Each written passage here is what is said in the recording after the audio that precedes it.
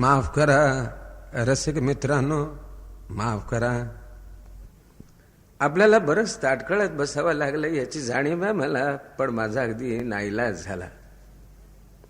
खरं म्हणजे वक्तशीरपणा आमच्या अंगी अगदी नाटका इतकाच भिनलेला आहे. आपल्याला ठाऊक असेल की आमच्या कंपनीची शिस्तच अशी होती की तिसरी घंटा 9 वाजता व्हायची, म्हणजे बरोबर 9 वाजता. 21 वर्ष कंपनीच्या नाटकाचा पडदा वर गेला तो बरोबर 8:60 61वे मिनिट त्या पडद्यानं घड्याळात वर जाताना कधी पाहिलं नाही. माझं घड्याळ कुठे गेलं बरं? गणपतराव जोशांनी माझ्या हातात बांधलं होतं. नागपूरला आमच्या हॅमलेटचा गौरव झाला तेव्हा सारखं जवळ ठेवावं लागतं. मनात आपली समजूत रुतून बसली आहे की हे घड्याळ जोपर्यंत आपल्या जवळ आहे तोपर्यंत सर्व काही सुरळीत चालणार आहे. मान्य 15 मिनिटं उशीर झाला, ठीक आहे. आजपर्यंत आपण मला जसं सांभाळून घेतलं तसं आजही सांभाळून घ्याल असा मला विश्वास वाटतो. रसिक मित्रांनो, नाही माफ करा, आमच्या नारायणराव प्रमाणे मी आपल्याला मायबाप अन्नदाते वगैरे म्हणणार नाही, कारण नारायणरावच्या लढीवाळ प्रतिभेला ते शोभून दिसत असे. नारायणराव म्हणजे मराठी रंगभूमीवरील अपूर्व घटना, फुटलाईटच्या प्रकाशात उगवलेलं इंद्रधनुष्य, सुगंध असलेला स्वर आणि स्वर असलेलं चांदण. आमच्यासारखे नट म्हणजे खडकासारखे ओबडधोबड आणि पावसाळी ढगाप्रमाणे गडगडणारे. पण आमची अशी सलगी आपल्याला फारशी पसंत पडायची नाही. आणि माफ करा, इतकं नम्र होणं मला आवडणार नाही, कारण आपण माझ्यावर प्रेम केलंय. हे प्रेम आपण माझ्या कटोऱ्या भिक्षा म्हणून घातलंय का? नाही. 40 वर्ष रोज रात्री प्राणपणाला लावून मी ते जिंकलेलं आहे. गणपतराव बेलवलकर फार अहंकारी माणूस आहे असं लोक म्हणतात. म्हणू देत. वयाच्या 15व्या वर्षी घराच्या 4 भिंती 4 बाजूला कोसळून पडल्या. डोक्यावर आकाशाचं छप्पर दिसायला लागलं. पायाला जाळीत होती जमीन आणि मस्तकाला जाळीत होता आकाश. पण अदृश्यातून कोणीतरी सारखं हाकारित होतं, कधी अंजारून गोंजारून तर कधी चापकाचे फटकारे मारून. आणि या जळत्या प्रवासातच साक्षात्कार झाला. आपल्याला जगायचंय ते रंगभूमीवर आणि रंगभूमीसाठी. 40 वर्षापूर्वी हुजऱ्याची शिंदेशाही पगडी घालून रंगभूमीवर प्रवेश केला. पुढचा तपशील काही आता सांगत नाही, मलाही आठवत नाही. एवढं खरं की मी किनारा गाठला. गणपतराव जोशांची शाबासकी मिळवली, लोकमान्यांचे आशीर्वाद मिळवले, आपल्यासारख्या रसिकांचं चिरंतन प्रेम मिळवलं, नटाला जे हवं असतं ते सारं काही या गणपतराव बेलबलकरने मिळवलेलं आहे. या संतोषाला जर कधी अहंकाराची धार आली तर आपण मला माफ करायला हवं. पण खरं सांगू दोस्तानो, म्हातारपणामध्ये हवा माणसाजवळ अहंकार थोडासा, म्हणजे आजूबाजूची पोकळी जरा भरून काढता येते. म्हातारपणाच्या या पोकळीमध्ये अहंकाराची घंटा घणघणते आणि सांगते तूही कुणीतरी आहेस. पण माफ करा, आपल्या पायाशी मी लीन आहे, लाचार नाही, लीन आहे. इथेच पाहिलीये मी माझी पंढरी आणि काशी. आपणच माझा पुतळा घडवलेला आहे आणि आज तर आपण मला अडगळीतून काढून आपण आपल्या चिरंतन स्नेहाची 3 चांदांची सरदारकी बहाल केली. गळ्यात पुष्पहाराची ही प्रचंड रास घातली. नटसम्राट या पदवीने माझा गौरव केला. 40,000ची ही भरभक्कम थैली माझ्या हातात दिली.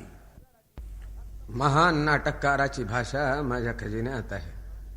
शब्द, डोंगरासारखे शब्द, समुद्रासारखे शब्द, आभाळासारखे, वणव्यासारखे, पाखरांप्रमाणे रंगीत, फुलाप्रमाणे मुलायम, पण या क्षणी निकामी झाले आहेत. जाणून घ्यावी एवढीच विनंती आहे. सफल आणि समाधानी म्हातारपण म्हणजे गुलबकवलीचं फूल. मला मिळालंय ते. 2 पोरीच्या रूपानं सारं जग सापासारखं उलटल्यावर राजा लिअर काय म्हणाला होता आठवतंय? हे स्वर्गस्थ शक्तीनो, द्या खळकाची अभेद्यता माझ्या मनाला. मला हवंय सामर्थ्य सहन करण्याचं, फक्त सहन करण्याचं. वयानं आणि व्यथेनं लक्तरलेला हा थेरडा उभा राहिला आहे. देवतांनो, आक्रोश करीत तुमच्या दाराशी. त्याला दान करा फक्त सहनशीलतेच. जर तुम्हीच ओतला असेल या कार्ट्यांच्या काळजामध्ये कृतज्ञतेचं जर, तर करू नका निदान माझी कुचेष्टा मला लाचार करून त्यांच्या समोर. भेटून उद्या माझा अंतःकरण ऊर्जस्वल क्रोधानं. लांछित करू नका माझी मर्दानी नजर जणानी शस्त्रांनी, आसवांच्या थेंबांनी. बेबुर्व सगळ्यांना मी रडणार नाही. येईन असा गोळी सोड तुम्हा दोघीचा की धरकाप होईल साऱ्या पृथ्वीचा. मला आज न कळणाऱ्या त्या कृत्यानं तुम्हाला वाटत असेल मी रडेन, पण नाही. कारण असलं तरी नाही, नाही, मी रडणार नाही. होतील माझ्या छातीच्या सहस्रावधी चिंधड्या. अश्रूचा एक थेंब ओघळण्यापूर्वी विदूषका, विदूषका, मी भ्रमिष्ट होईन, मी भ्रमिष्ट होईन, मी भ्रमिष्ट होईन, मी भ्रमिष्ट होईन.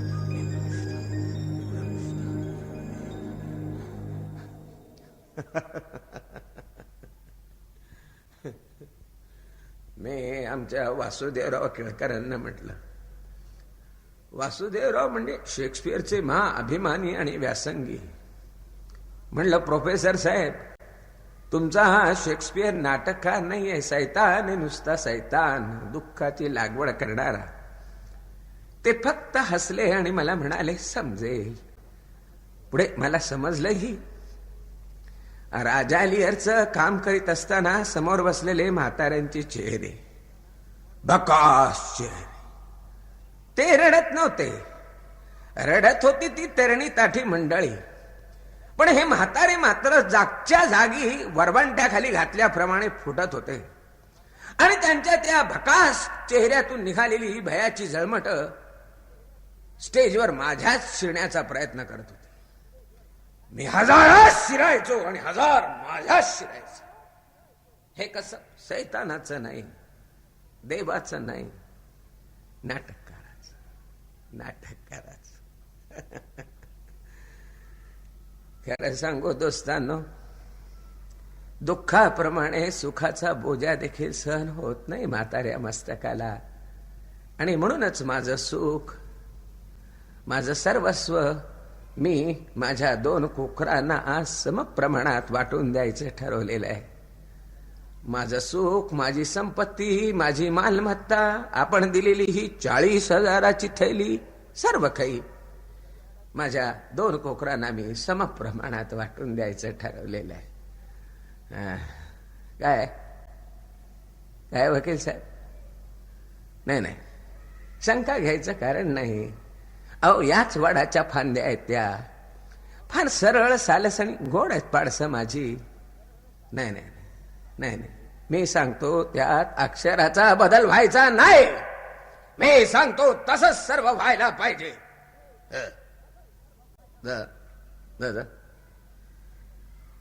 हे वकील म्हणजे सगळे संशयाबादचे रहिवासी.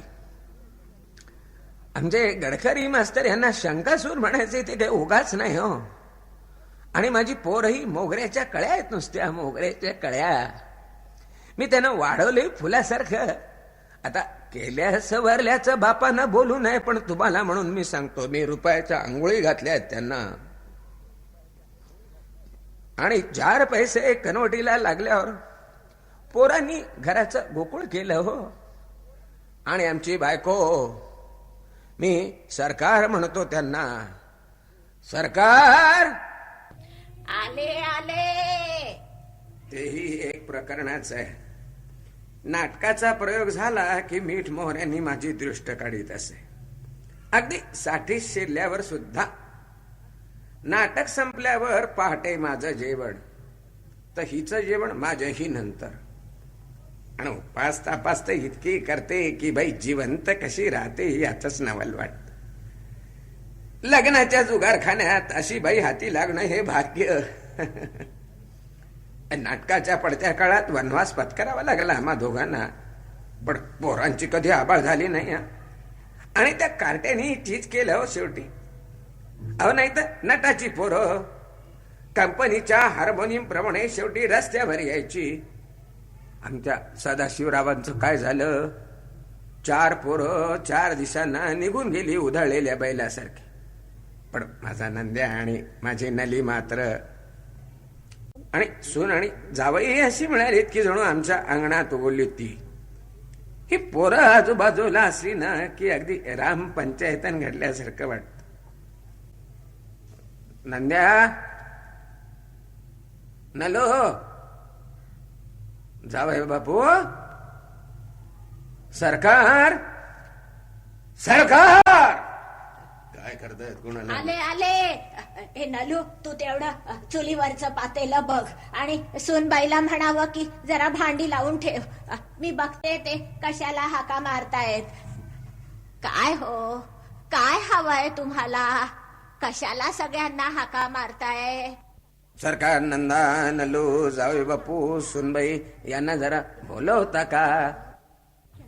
वाढत्या वयाबरोबर हळूहळू तुम्ही काय काय विसरत जाल याची मला जरा शंकाच वाटते. अहो, सगळे आपापल्या कामात आहेत. म्हणजे माझ्या नाही लक्षात आलं. काय झालं?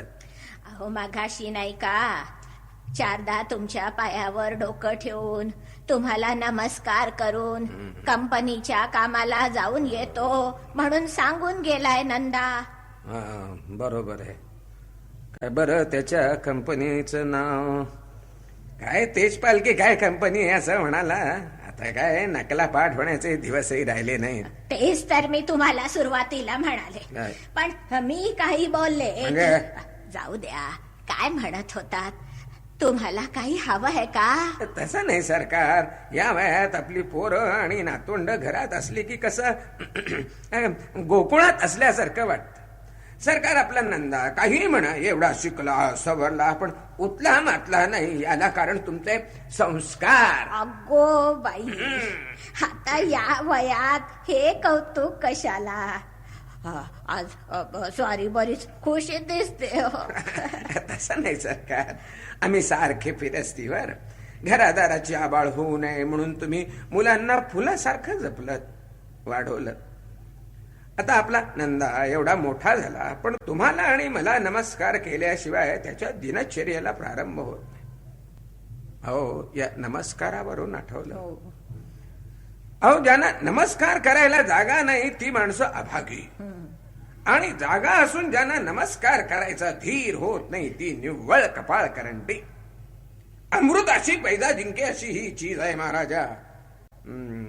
कांचनगडच्या मोहनेचा पहिला प्रयोग आमच्या कंपनीचा होता पाहता पुण्याला ते पुण्याचं ते कोणतं थिएटर? अहो ते किर्लोस्कर थिएटर.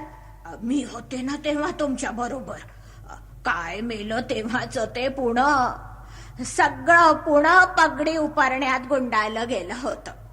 सैतानासमोर परीक्षा द्यावी, पण ह्या पुणेरी प्रेक्षकांसमोर नको ग बाई. असा दबदबा होता चोहीकडे. हो, पायातल्या चढावात जर काही दोष असेल तर बाकी सगळ्या गोष्टी सोडून एकटाच चढावाकडेच पाहत राहतील टक लावून. अशी वेली कीर्ती त्यांची. हो ना, पडदा वर जायची वेळ आली. जीव भयंकर धास्तवून गेला होता माझा. वाटलं आपलं कामच नव्हे हे, सारा आकाश कोसळून पडणार आज. इतकी मोठी भूमिका प्रथम करणार होतो मी. तो तेनसिंग का कोण एव्हरेस्टवर चढला नाही का, पायथ्याशी उभा राहून त्या बर्फाच्या सुडक्याकडे पाहत असताना त्याला जे वाटलं असेल तसंच मला वाटलं होतं. म्हटलं चढलो तर दिग्विजय, पण पडलो तर मृत्यूशिवाय दुसरा सोयरा नाही. तेवढ्यात काकासाहेब पाहत आले. पुढे झाले, त्यांच्या पायाला घट्ट मिठी मारली. 2 मिनिट त्यांनी आशीर्वाद ओठातल्या ओठातच. पण दशा दिशातून सदाशिवाच्या डमरू सारखा तो आवाज मला ऐकू आला. सगळ्या भयाचा निसरा झाला. अमृताचे घडे प्याले. अंतर्बाह्य प्रकाशाने निथळून गेलो. स्टेजवर पाऊल टाकताच आकाशाला हात घातला आणि प्रेक्षकांच्या पुढ्यात एक एक नक्षत्र फेकायला सुरुवात केली. स्टेजवरचा प्रतापराव 1000 प्रेक्षकांच्या काळजात जाऊन दाखल झाला. नटाचा जन्म झाला. अप्पा बेलवलकरला आपला दिवा सापडला. शागिर्दाच्या गर्दीतून उठून कलावंताच्या राजसभेत येऊन बसलो. हा होता नमस्काराचा प्रभाव. बरं सरकार, आमच्या सुनबाई कुठे आहेत? त्यांना जरा. अहो सांगितलं ना तुम्हाला, जेवायला 4 माणसं यायची आहेत आज. सुनबाई घरात काम करते. मोठी प्रेमळ आणि कष्टाळू आहे होती. पारिजातकाचं झाड आहे, नुसतं झाड. तिचं नाव मी शारदा ठेवलंय. तिला आवडलं नाही ते, पण करणार काय. अल्लाउद्दीनच्या दिव्यातून बाहेर आलेल्या राक्षसासारखा अक्राळ विक्राळ सासरा कपाळी आला तेव्हा सहन करते बिचारी. सरकार, तिला परवाच सांगितलं मी, सुनबाई म्हणलं माझी मिशी ओढायला 2-3 बछडी आता घरात पाहिजेत. बर, माझी ती बकरी, माझी कार्टी, माझी नली कुठे? नालूला हाक मारते. नालूला हाक मारते. नालू, ए नाले, ए नाले. हो हो, बऱ्या बऱ्या. काय करते? अहो ती सुनबाईला कामात मदत करते. आणि जावई बापू जाऊन येतो म्हणाले. या कार्टीनं BA पर्यंत कधी पहिला नंबर चुकवला नाही. आणि मोठ्या इंजिनियरशी लग्न करून तिथेही पहिल्या वर्गात पसार झाली. आणि नलिनी गणपतराव बेलवलकरची सौ कालिंदी सुधाकर कार्लेकर झाली. आमचे जावई बापू म्हणजे सुधाकरराव नाशिकच्या एका धरणावर इंजिनियर म्हणून आहेत. त्यांना पुढच्या परीक्षेसाठी जर्मनीला जायचंय म्हणे आणि नंदाला मुंबई स्वतःच्या मालकीचा फ्लॅट घ्यायचा आहे. त्या बाबतीत मला पुराणं काही महत्वाचं सांगायचंय. त्यांना जरा बोलवता का? अहो पण माझं काय काम आहे इथे? चुलीवर तवा तापलाय तिकडे. 50 वर्ष तुम्ही तापलेल्या तव्याबरोबरच संसार केलाय. आता राहिलेल्या वेळात माझ्या बरोबर काहीतरीच बोलायचं. म्हणजे अहो जेवायला 4 माणसं यायची आहेत. स्वयंपाक आटोपायला हवा ना. अगं पण आचार्य आहेत ना. कसले ते आचारी? ते म्हणजे नुसते तुमच्या नाटकातल्या प्रॉम्प्टर सारखे. आडलं म्हणजे पुढे नेणारे. सरकार, 5 मिनिट थांबा. आता काय? आजपर्यंत कोणत्याही व्यवहाराबाबत मी तुमची संमती घेतली नाही, पण आज घ्यायची आहे. आजचा दिवस आपल्या आयुष्यात देवळाच्या कळसासारखा आहे. बांधकाम संपलंय हे दुःख आहे, पण देऊळ पूर्ण झालं हा आनंद आहे. दुःख अटाळ आहे म्हणून आनंद अधिक आहे. सरकार, तुम्ही मला 50 वर्ष साथ दिली, भागीदारी केली, पण मला मिळालेल्या नजराण्यात तुम्ही अर्धा हिस्सा कधी मागितला नाही. हिस्सा नेहमी हट्टानं मागितलात आणि घेतलात तर फक्त फटके खाण्यामध्ये. असेल ते शिजवलं, मिळेल ते पांघरलं, शेकोटीत घातलेल्या ढलपीचं जिणं तुम्ही जगलात. दुसऱ्यासाठी जळण्याचं, तेही हसून खेळून जळण्याचं. हवं नको ते शब्द कधी तुमच्या तोंडून बाहेर पडले नाही. हे हे काय चालवलंय आज भलतच. हवं नको म्हटलं नाही, त्यात काय कौतुक केलं मी. मला हवं होतं ते सारं काही मिळालं, अगदी शिगोशिक भरून मिळालं. जे मिळालं नसेल ते हवं होतं कोणाला, ते मिळावं अशी कल्पना देखील आली नाही कधी मनामध्ये. हो. शाब्बास कावेरी, शाब्बास. इतकं मोठं भाषण आज प्रथमच केलंस तू माझ्यासमोर. आमचे एक नाटककार मित्र म्हणायचे, वय वाढलं की पुरुषांची पोट आणि बायकांचे जिभा सुटतात म्हणून. ठीक आहे सरकार, मी आता म्हातारा झालो आहे.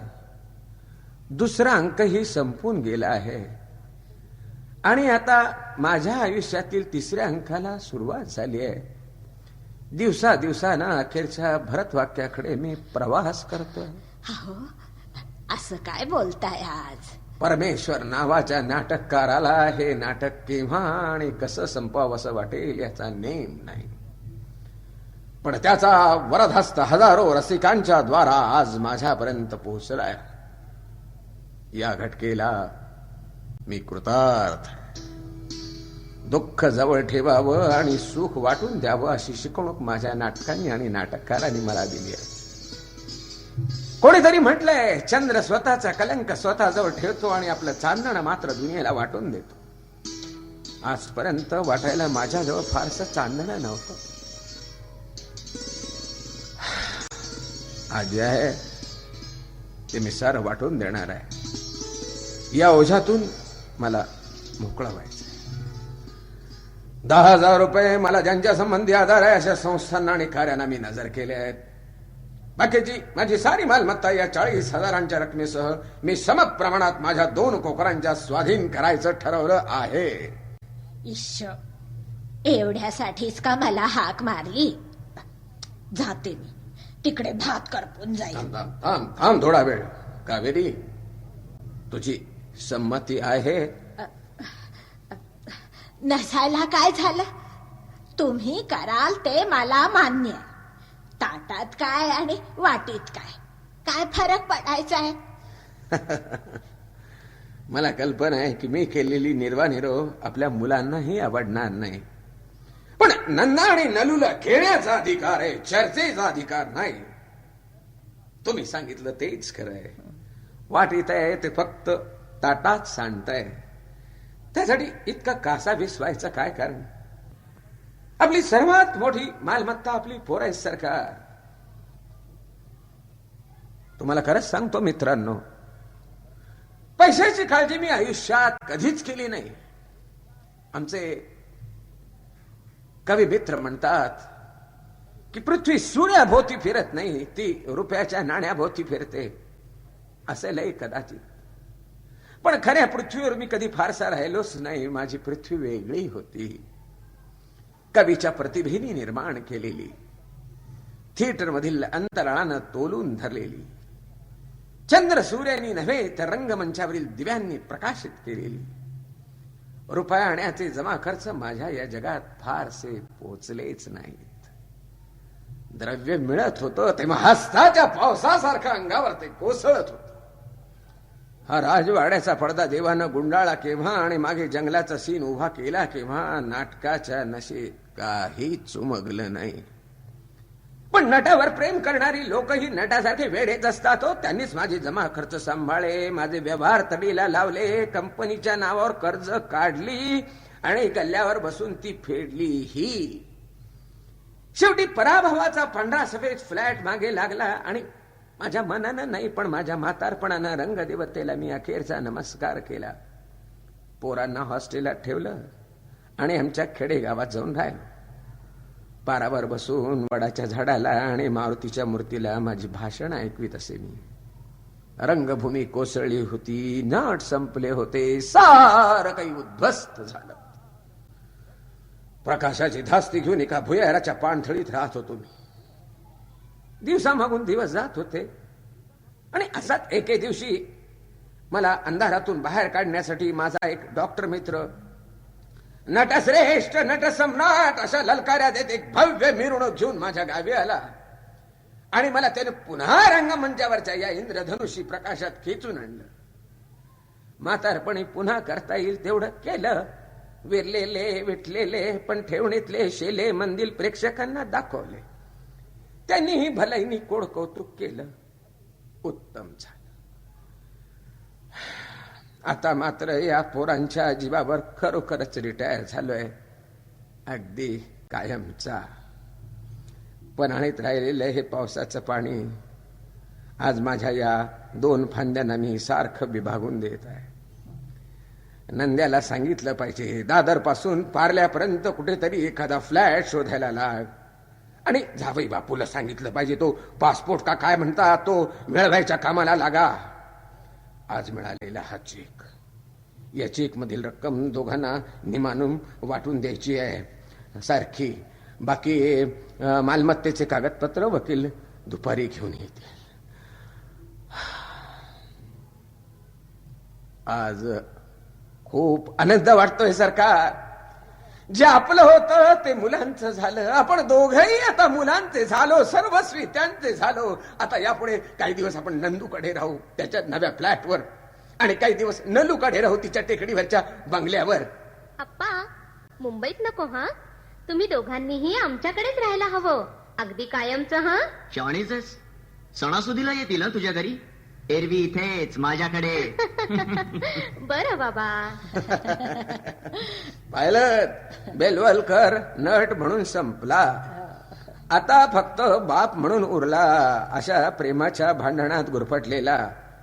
ए पोरांनो, या सर्वांच्या मोबदल्यात आमची एकच मागणी आहे तुमच्याकडे, ती की तुम्हा दोघांच्याही घरात आम्हाला किमान 2-2 नातवंड मिळायला हवीत. त्यानंतर खुशाल देशाच्या लोकसंख्येची चिंता करा. कावेरी, हा चेक दे त्यांना. दोघांना सारखा वाटून घ्यायला सांग. मी या बाबतीत अखेरचा निर्णय घेतला आहे. यात अक्षराचा बदल होणार नाही. नंदा, नलू, हा घ्या चेक. घ्या पोरांनो, घ्या. सारखा वाटून घ्या आणि यात अक्षराचा बदल होणार नाही आणि करायचा नाही, एवढं लक्षात ठेवा. हा, आता तरी जाऊ का मी तिकडे? थांब जरा, ही पोरं जाऊ दे. म्हणजे काय? पोरांनो, तुम्हाला काम आहेत ना. नंदा, जावे बापू, जा जा कामाला जा.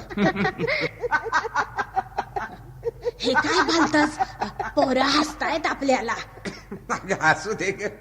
प्रेम करायचा मागता काही तरुणांनाच दिलेला नाही. खाकरत खोकरत का होईना, पण आम्हालाही जमत ते. हसा कार्ट्यानो, पण जा तिकडे जा. काय या घटीत वागणं या वयाला शोभत का आता? हे पहा कावेरी, व्याख्यान देऊ नको. इकडे यश. अहो पण काही काळ वेळ. इकडे ये. काय ते? हा पहा, म्हणजे चंद्रहार आहे, तुझ्यासाठी आणला आहे. अगं तिकडेच गेलो होतो समारंभ आटोपल्याबरोबर, म्हणूनच उशीर झाला घरी यायला. पण मला कशाला दागिने हे आता? पोरांना द्यायचे ते. पोरांना द्यायचं ते दिलं, हे तुला आजपर्यंत मला काही दिलं नाही वाटतं. मी दिलं नाही. ज्या जागेवर तू उभी होतीस त्या जागेनं दिलं. आज हे आयुष्यात पहिल्यांदा मी देतोय तुला. आज पहिल्यांदा मी तुझ्यासाठी बाजारात गेलो कावेरी. सराफ ओळखीचा निघाला म्हणून बरं, नाहीतर 5 मिनिटात माझा गाडो करून टाकला असतं त्यानं. का हो? पण फार भारी किमतीचा दिसतोय हा. केवढ्याचा असेल? मला काय कळतंय त्यातलं? मिरची कोथिंबिरीचे भाव समजतात आपले मला. सांगा ना गडे. अगं 2000 आहे. देवारे, एवढी इस्टेट गळ्यात घालून हिंडू? नको नको, लोक म्हणतील चळ लागलाय म्हातारीला. म्हण दे का, घाल पाहू गळ्यात. थांब, नाही तर मीच घाल. अहो नको नको, पोरं येतील इकडे. ठेवू दे का, त्यांच्या बापाचं काही लागत नाही मी. अहो, पण मी म्हणते थांब, उभी राहा. थांब थांब, गळ्यात घालू दे. आहा, किती गोड दिसतेस. बाई ग, कठीण आहे आता. आवडला? ईश्वर, सगळं बोलून दाखवायलाच हवं का? नको, मला कळते. ठीक, आता जायला हरकत नाही. पण सरकार, माझी निर्वाणीराव तुम्हाला खरंच पसंत आहे ना? पुन्हा ये रे माझ्या मागल्या. अहो, आपलीच पोरं ती. पण पण काय, मी म्हणते, आजच एवढी घाई कशाला करायला हवी होती? आणि माणसं वाईट नसली तरी म्हातार पण वाईट असतं. पुढचं वाढलेलं ताट द्यावं, पण बसायचा पाठ देऊ नये माणसानं. वेडी, तुला काय वाटतं ही पोरं आपल्याला रस्त्यावर काढतील? काढू देत. पंढरपूरचे बाबा झवेरी माझ्या ओळखीचे आहेत. त्यांना सांगेन, आई बापांनी टाकलेल्या पोरांप्रमाणे पोरांनी टाकलेल्या आई बापांसाठी एक आश्रम काढा म्हणून. सांगा. बर, आता तरी जाऊ का मी तिकडे? तुमचं टॉनिक आणून देते. अगं, माणसाच्या प्रेमासारखं दुसरं टॉनिक नाही या जगात. टॉनिकच्या समुद्रात आज पोहतो आहे मी. टॉनिक नको, फक्त एक कपभर चहा घेऊन ये, फर्स्ट क्लास. बर, तुझ्या हातचा. हो हो तुझ्या हातचा. हो हो चहा हो. तुझ्या हातचा. हो.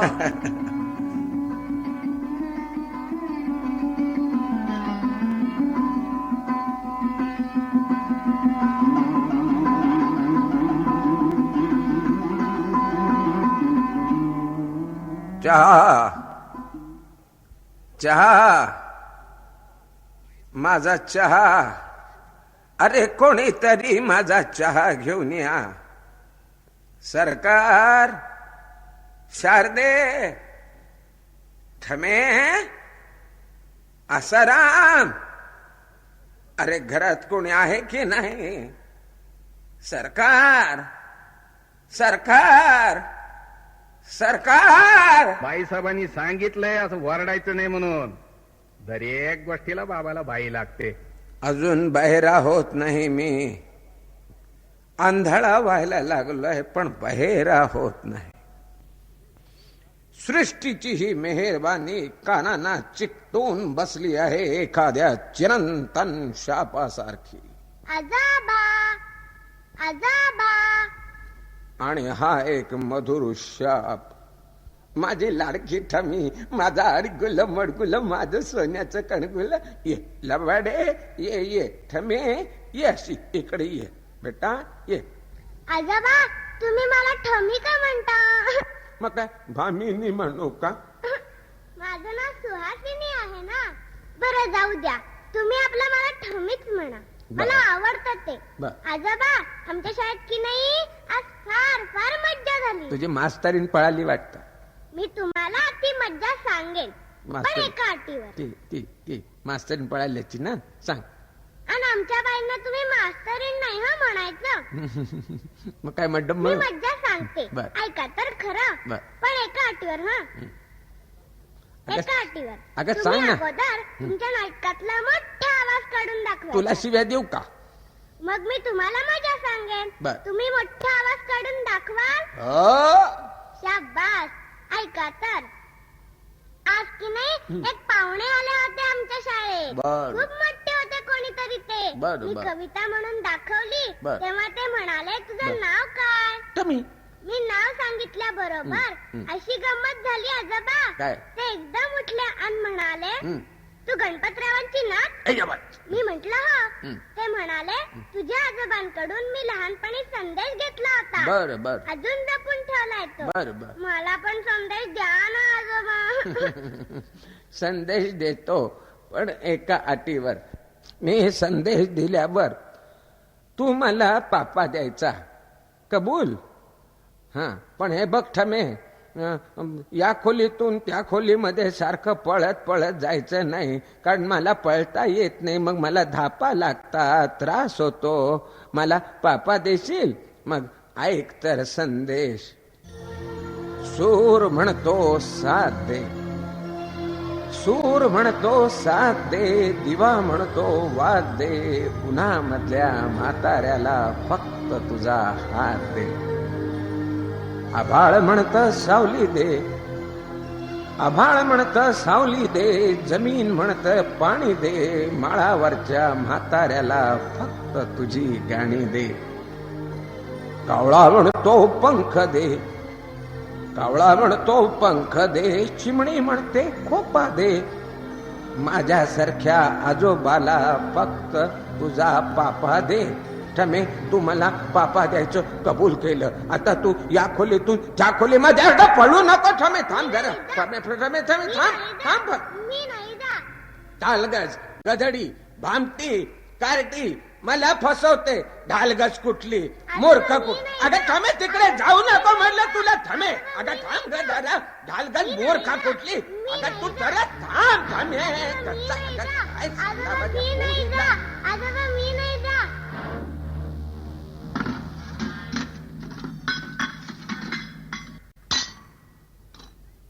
खबरदार कार्टे, पुन्हा आजोबांकडे गेलीस आणि त्यांच्या बरोबर खेळलीस तर. नाही नाही, त्याशिवाय शिकवतात माझ्या मुलीला. 100दा सांगितलं तुम्हाला आजवर, कुणाशी बोलायचं असेल तर शुद्ध बोलत जा म्हणून. अष्टप्रहर अशी आरडाओरड आणि शिवीगाळ करायची नाही इथे. मी म्हणते, ठमीशी खेळताना असा आरडाओरडा केलेला सुनबाईला नाही आवडत. मग तुम्ही असं का करता? अगं पण ठमीच मला म्हणाली, आजोबा तुम्ही मोठा आवाज काढून दाखवा म्हणून. मी फक्त मोठमोठ्याने तिच्याशी बोलत होतो, एवढंच. आता माझ्या नातीशी मी खेळणं, तिला खेळवणं, हा या घरात गुन्हा आहे का? अहो, तुम्ही तिच्याशी खेळायला जाता, तुम्ही तुमच्या नाटकातले संवाद तिला मोठ्यांदा म्हणून दाखवता. हे मला एकदा नाही 10दा कळलं. पण तुमच्या अशा वागण्यानं तिला जर असं वाटत असेल की तुम्ही ठमीला वाभरट बोलायला शिकवता, तिला शिव्या शिकवता. मी माझ्या नातीला शिव्या कसा काय शिकवेन? पुन्हा ये रे माझ्या मागल्या. मी म्हणते, तुमच्या अशा वागण्यानं सुनबाईला त्रास होतो. डॉक्टरांनी तिला विश्रांती घ्यायला सांगितली आहे. तर मग आपणही जरा शांतपणे बसावं. अगं पण ठमीच मला म्हणाली म्हणून मी तिच्याशी खेळत होतो. मला हे कळू द्या सरकार, मी माझ्या नातवांशी या घरात खेळायला माझ्या मुलाची किंवा सुनबाईची परवानगी घ्यायची का? हो हो, घ्यायची. उठल्या सुटल्या सगळ्यांना शिव्या घालायच्या. थोडं बिनसलं, उशीर झाला की आरडाओरडा करून घर डोक्यावर घ्यायचं. वेळी अवेळी नाटकातली भाषणे म्हणून कान किटवायचं. शिष्टाचार नाही, सौजन्य नाही, सभ्यता नाही. हे काय घर आहे का नाटक मंडळीतल्या उडाणटप्पू लोकांची धर्मशाळा? माझ्यापासून दूर ओढलीत माझ्या मुलीला. चल गा, खबरदार पुन्हा आजोबांशी खेळलीस तर. चल हो आतमध्ये. अगं नको, अगं तिला मारू नको. अगं त्या लेकराला मारू नको ग. अगं तिला फरफटत नेऊ नको ग. अगं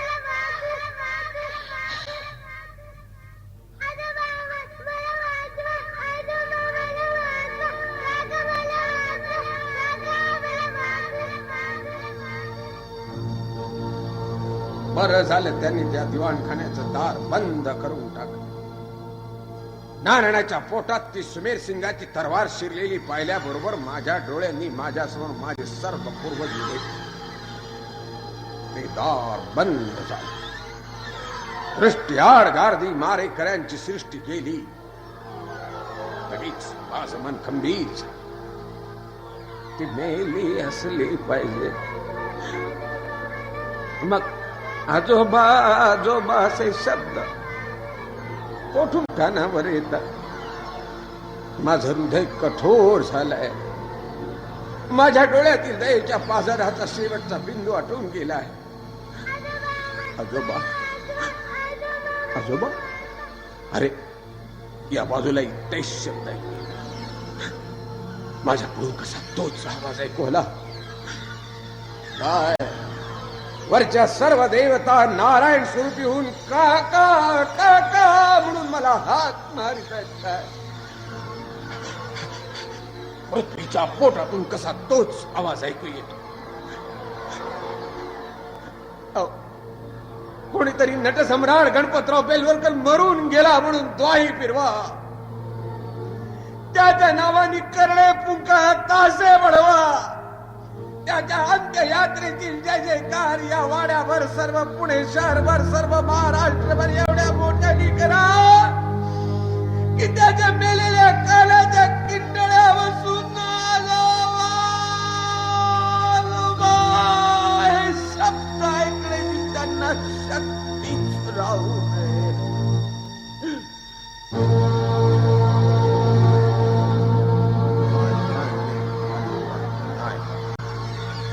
मला तिच्या जवळ न्या. मोने माझ्या शेजारी उभा राहून लढण्याचा आपला हट्ट तू अखेर चालवलासच.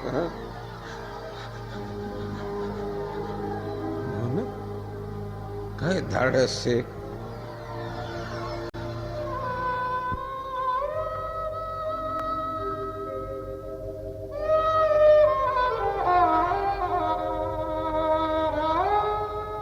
मी म्हणते या वयात तुम्हाला हे सहन होत नाही.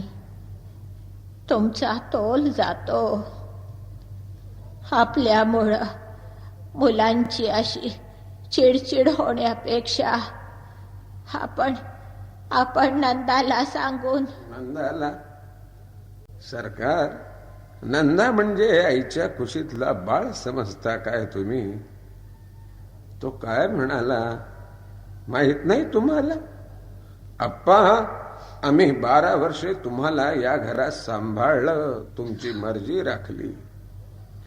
पण अखेर हा अनुभव आला की गोल छिद्रामध्ये चौकोनी खुंटी ठोकता येत नाही. सरकार, त्याच्या तोंडात आता बोंडलं नाही राहिलं. तुम्ही दिलेला खुळखुळा हातात नाही राहिला. तो आता तेजपाल कंपनीचा मॅनेजर झालेला आहे. खरंच आता तो 12 वर्षापूर्वीचा नंदा नाही राहिलेला. शारदाही आता पूर्वीसारखी नाही राहिली. त्यांच्या सहनशक्तीच्या मर्यादा संपल्या. दोष वयाचा आहे असं म्हणत म्हणत नको ते बोलले. तुम्ही घराचा उकिरडा करून टाकता म्हणे. माझ्या वेंधळेपणामुळं एका कामातून 1000 कामं बाहेर पडतात आणि तिला राब राब राबावं लागतं. असू दे. आपल्यामुळं ह्यांचं आयुष्य फरफटत चाललंय. शांत राहा. दिवसेंदिवस ते रक्त बंबाळ होत चाललंय. तू शांत राहा. प्रत्येक दिवस निवडुंगावरून ओढल्यासारखा चाललाय माझ. मनाला मोकळेपणा नाही, घरात शांतता नाही आणि संसाराला आकार नाही. काही मनासारखं करायचं म्हटलं की यांचं तिरपागड मध्येच उभं राहत. सगळं आयुष्य काट्याकुट्यातून फरफटत चाललंय. तुम्हाला याचं काहीच वाटत नाही. तुम्ही बाहेर असता. 7 जन्माचा दावा साधल्याप्रमाणे माझ्या पोटच्या पोरीला देखील माझ्यापासून दूर ओढता येते. तिलाही आपल्या गावढळपणाची दीक्षा देऊन तिच्याही आयुष्याचा सत्यानाश करायला बसले. शरू, असा संताप करून घ्यायचा नाही. तुझी तब्येत ठीक नाहीये ना? मेले तर सुटेन या तापातून एकदाच.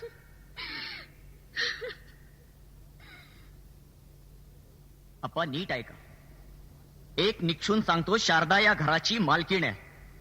आतापर्यंत झालं ते झालं, पण यापुढं तिची तुमच्या संबंधीची एकही तक्रार माझ्या कानावर येता कामा नये. मला कळतंय आपली जगं वेगळी आहेत. आम्ही तरुण आहोत, तुमचं म्हातारपण झालंय. मुलगा म्हणून माझं कर्तव्य मी जाणतो, पण आपले चिखलाचे पाय आमच्या गालीच्या वर आणून आमचे संसार मलिन आणि अमंगल करण्याचा तुम्हाला अधिकार नाही. तुम्ही जमवून घेतलं पाहिजे. चल ग, आपल्याला निघायचंय. चल. त्यांचा गैरसमज झालेला दिसतोय. नंदा गाडीत बसण्यापूर्वी मी त्याला समजून सांगतो. हे पा नंदा. नाही नाही नाही नाही, तुम्ही काही बोलू नका. अरे नंदा. तुम्ही मध्ये काही बोलू नका. नंदा.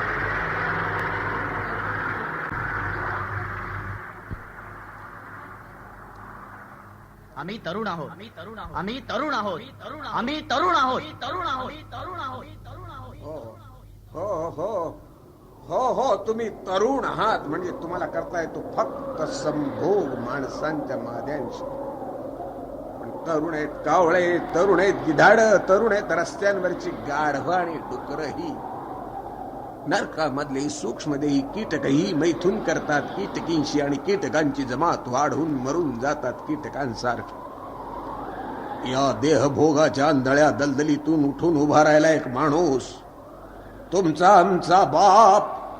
त्यानं चिरून काढलं स्वतःच शरीर आणि आकाशातील नक्षत्रांवर त्या रक्ताचं शिंपण करीत साऱ्या पृथ्वीच्या निशब्दावर मात करीत तो ओरडला, कोणी आहे का? दशदिशातून उत्तर आलो, मी आहे आणि माझ्यातही तूच आहेस. या श्वासनाचा सोमरस पिऊन त्यांनी कातून काढलं सूर्याच्या चक्रावर एक नवीन विश्व, ज्यात मरकटांची झाली माणसं, अक्षरांचे झाले मंत्र आणि स्वरांचं झालं संगीत, आणि जनावरी जीवनाच्या खडकावर उभं राहिले विराट सुंदर देवालय, ज्यात माणसाला सापडला ईश्वर आणि अनिकेत ईश्वराला सापडलं घर. या बापाला विसरा, पण त्या बापाला विसराल तर पाळा पाळामध्ये दडून बसलेली गिधाड फरशा पाडतील निमिषार्धात. तुमचाच नव्हे तर साऱ्या माणसाच्या जातीचा, साऱ्या माणसाच्या जातीचा, साऱ्या माणसाच्या जातीचा, साऱ्या माणसाच्या जातीचा, नाही, साऱ्या माणसाच्या जातीचा.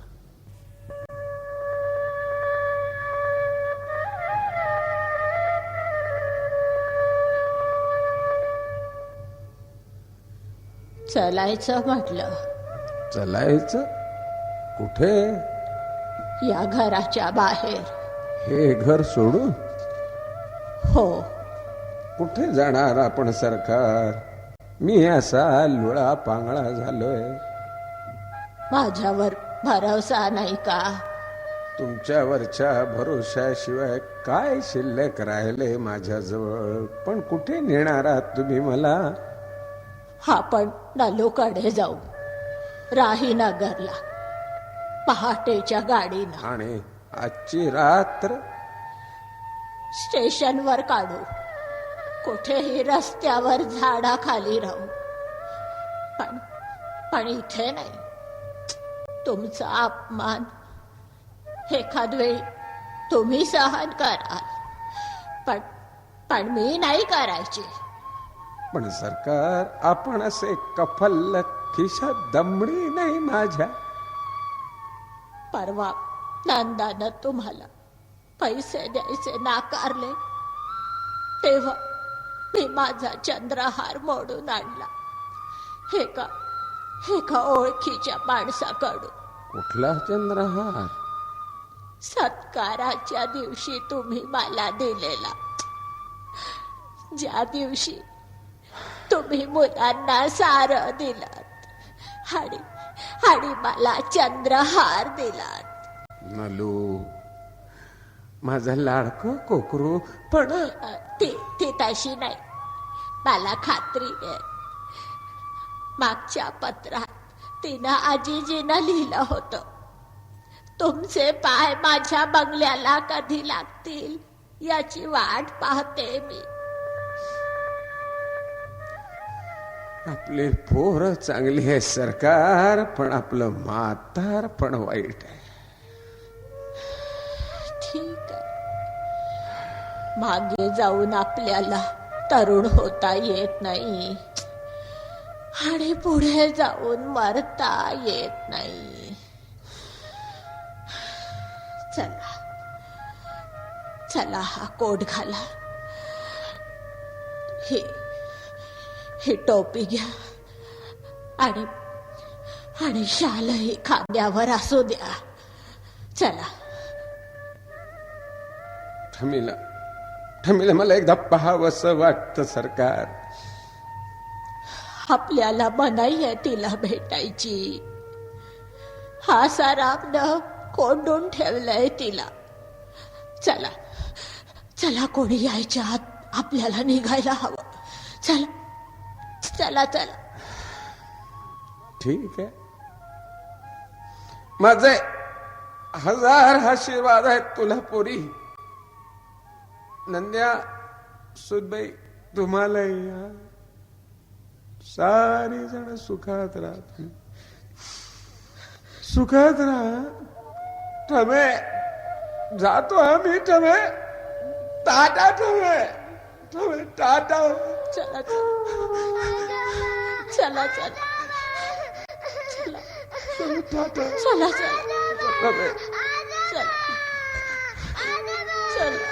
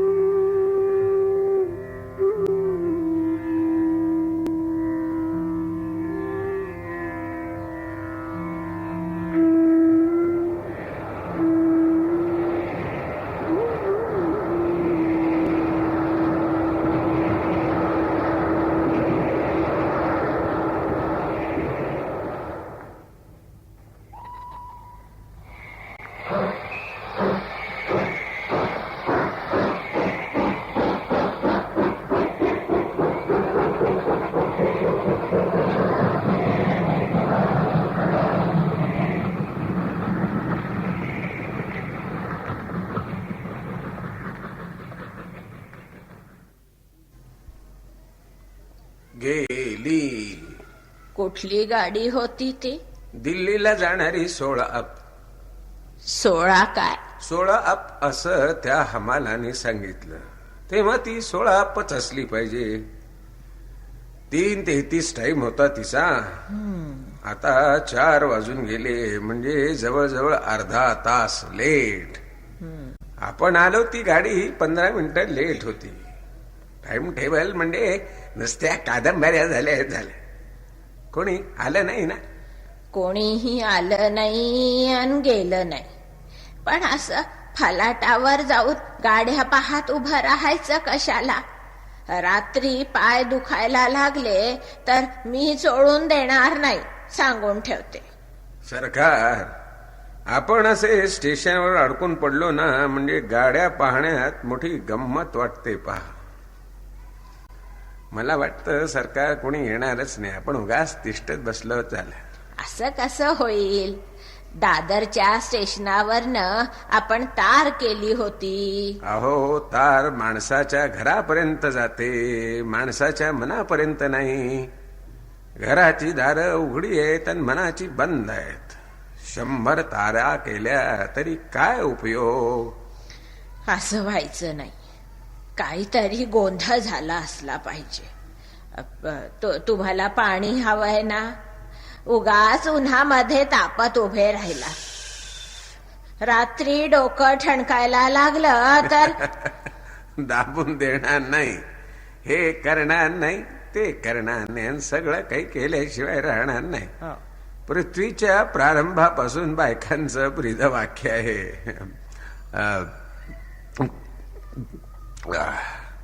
काही गोंधळ बिंधळ नाही सरकार. अहो, पण नलीनं किती काकुळतीनं लिहिलं होतं मागच्या पत्रात. काय? आमच्याकडे या म्हणून. ते सगळं खोटं होतं. आपलं कोकरू खोटं लिहिणार नाही सरकार, पण या दुनियेत खरं खोटं खरं असत नाही. खरी असते ती सोय आणि गैरसोय, बस तेवढंच. सर्वात चांगले पाहुणे तेच की जे कधी पाहुणचार घेत नाहीत. येतो म्हणतात पण येत नाहीत. आपण यायला निघालो आणि आपलं कौतुक संपलं. तुम्ही बसा इथे, मी बाहेर जाऊन पुन्हा एकदा पाहून येते. कार्टीला वेळ झाला नसेल, पण घरात खंडीभर नोकर माणसं आहेत. कोणीतरी आल्याशिवाय राहणार नाही. पाहून येते मी. आणि हे पहा, फलाटावर उन्हामध्ये जाऊ नका. बसून राहा सामानाच्या जवळ. मान्य आहे सरकार. सरकार, तिकडे जाताना डोक्यावर पदर घ्या. उन्हानं डोकं दुखायला लागलं तर. पुरे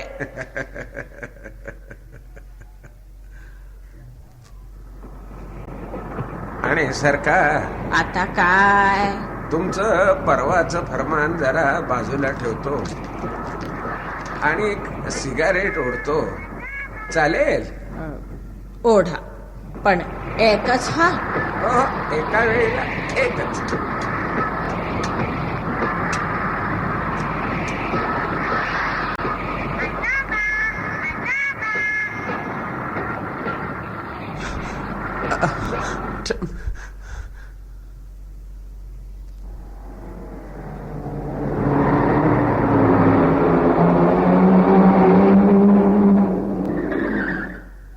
अहो, चला, नली आपल्याला घ्यायला आली.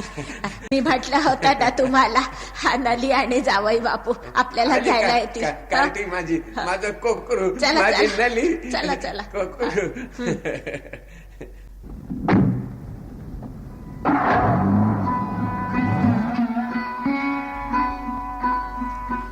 पाहिलात, नली आणि जावई बापूंना किती आनंद झाला आपण आलो म्हणून. पण का हो, नली म्हणत होती तुम्ही ते त्यांच्या साहेबांनी बसवलेलं नाटक बघायला मुंबईहून यावं म्हणून. तेव्हा मी तिला सांगितलं मी आता नंदाकडे पुन्हा जाणार नाही. आता आम्ही इथेच राहणार कायमचे. कायमचे म्हणजे जिवंत असेपर्यंत. पण का हो, यांची पोरं तिकडे लांब शिकायला आहेत. आता या उभ्या भिंतींना घर कसं म्हणायचं? मी नलूला हेच म्हणालो तर ती मला म्हणाले की आमचा विठोबा 10 पोरांच्या ठिकाणी आहे. मात्र सरकार, विठोबा मोठा कलंदर आहे बरं का. मला तो विचारत होता हॅमलेट नाटकात संबंधाचं काम कसं करायचं. बरोबर. तर मी त्याला सांगितलं की अरे त्याच्यात काय फार सोपं आहे. 70 उलटलेल्या कुठल्याही म्हाताऱ्याचा चेहरा डोळ्यासमोर आण. 70 उलटलेले सगळे म्हातारे पिशाच्या सारखेच असतात. तिकडच्या हाऊसिंग कॉलनीमध्ये नंबर लागत नाही म्हणून इकडे वाट पाहत असतात. झालं. अहो, बरं झालं आठवलं. तो विठोबा तुम्हाला सांगत होता ना की ते जावई बापूंचे साहेब हॅमलेट नाटकाच्या संदर्भात तुमच्याशी चर्चा करायला आज येणार आहेत म्हणे. कळवणकर, येऊ द्या ना, चांगला वेळ जाईल. हो, पण एक गोष्ट लक्षात ठेवा, त्यांच्या समोर ती रामय्याकडची भाजी खाऊ नका बरं का. बघाशी तुम्ही खात होतात तर विठोबा म्हणाला भाईसाहेबांना असं बाहेरून काही आणलेलं आवडत नाही म्हणून. असं का? त्यांच्या समोर नका खाऊ. आज जा आणि नलीला मदत करा. विठोबा म्हणाला खाऊ नका म्हणून. वा, अरे भजामध्ये काय मजा असती ते विठोबाला नलीला काय माहिती. या नमस्कार अप्पासाहेब. नमस्कार. नमस्कार. मी मिस्टर कळवणकर. 2 दिवस आपण तालमी पाहिल्यात, पण आपण लवकर निघून आलात. बरोबर. अहो, त्यामुळे बोलणंच झालं नाही. बसा ना. म्हणून मुद्दाम भेटायला आलो. बरोबर. अप्पासाहेब, हॅमलेट हे नाटक मी अगदी वेगळ्या तंत्रानं बसवणार आहे. अरे वा वा. हा, म्हणजे नवीन ट्रीटमेंट देणार आहे. बर. एकूण काय इम्प्रेशन झालं आपलं? वा, छान, चांगलं. नाही म्हणजे आपल्या काही सूचना वगैरे नाही, चालू द्या. नाही त्याचं काय की आमचं नवीन स्टेज क्राफ्ट कदाचित तुम्हाला समजलं नसेल. बरोबर हा पण नव्या जुन्यातला फरक आहे आप्पासाहेब. बरोबर. मी सगळं नाटक मुद्दाम सबड्यूड टोन मध्ये घेतलेलं आहे. अरे वा. I don't believe in shouting. मला नाटक जुन्या पद्धतीचं आणि मेलो ड्रॅमॅटिक व्हायला नकोय. बरोबर नाटक नाटकीपणाच्या साखळदंडामधून मुक्त व्हायला पाहिजे आप्पासाहेब. बरोबर आहे. आता आपण गणपतराव जोशी पाहिले. हो माफ करा पण गणपतराव, बालगंधर्व, केशवराव ही सगळी भाकड लिजेंड्स एका विकृत मॉर्बिड समाधानासाठी निर्माण झालेली. मी गणपतरावांची चित्र पाहिले, चरित्रही वाचलंय. शिकारीतल्या हाकाऱ्यासारखी आरडाओरड करायची परंपरा इथूनच सुरू झाली. अहो दारू पिऊन झिंगलेले असायचे म्हणे. विंगेमध्ये लोक त्यांना सांगायचे आज अमुक अमुक नाटक आहे. नाही म्हणजे मी काय म्हणतोय, गणपतराव दारू पीत का गांजा ओढत हा प्रश्न गौण आहे. कलावंताला क्षमा करायला हवी अशा गोष्टींची. पण मी काय म्हणतो, माझी सहनशक्ती संपली. तुम्ही चालते व्हायचो या क्षणाला चालते व्हा. गणपतरावाला क्षमा. चालते व्हा. मी सांगतो चालते व्हा. हे घर माझं नाही मला माहितीये तरी मी सांगतो चालते व्हा. माझ्या आकाशाच्या प्रत्येक तुकड्यावर गणपतरावांच्या नावाचा शिक्का आहे. त्यांच्याविषयी असे शब्द. सरकार मला कल्पना आहे की आपण जावयाच्या घरी आहोत आणि त्यांच्या बॉसला मी बोललोय, पण माझ्या श्रद्धास्थानांची टिंगल करणारा हा कळवणकर कोण? अरे असेल सिनियर इंजिनियर. तरी बरं त्याला परवाच समजून सांगितलं की गंगेनं कसं व्हावं ब्रह्मपुत्रेनं सांगू नये, ब्रह्मपुत्रेनं कसं व्हावं गंगेने सांगू नये, कोणी कोणाला सूचना करू नये. पण हो ऐकायला सर होईना. अहो अहो अहो पण मी म्हणते असते एकेकाच्या आकलनाला मर्यादा. म्हणून एवढा चिडायचा. आता हा प्रकार झाल्यावर नलू आणि जावई बापूंचा विचार केला तुम्ही? त्यांचे साहेब फार अहंकारी आहेत असं म्हणतात. आता जावई बापूंच्या नोकरीमध्ये त्यांनी अडचणी आणल्या म्हणजे. सरकार माझं चुकलं खरं. मी एवढं अनावर व्हायला नको होतं. माझं भान राहिलं नाही, पण माझं घड्याळ हरवल्यापासून माझं सारखं असं होतं. हो नली म्हणत होती तुम्ही हल्ली कोणाकडून नाही उसने पैसे घेता म्हणे. आणि त्यांच्या कपाटातला तो चंदनी हत्ती तुमच्या उशाखाली सापडला. म्हणजे काय? मला हत्ती आवडतो म्हणून मी घेतला. हो तुमचं हे असं तरेवाईकपणे वागणं, लहान मोठा न पाहता संतापणं, बाजारातून ती असली भाजी आणून खाणं, घरात केर कचरा करणं, या सगळ्या गोष्टींमुळे त्यांनी आपल्याला त्यांच्या दिवाणखान्यात वावरण्याची परवानगी नाकारली. समजलं? आणि आउट हाऊस मध्ये आपली रवानगी केली. असं करू नका, जरा शांत राहा. पण गणपतरावांबद्दल असे बस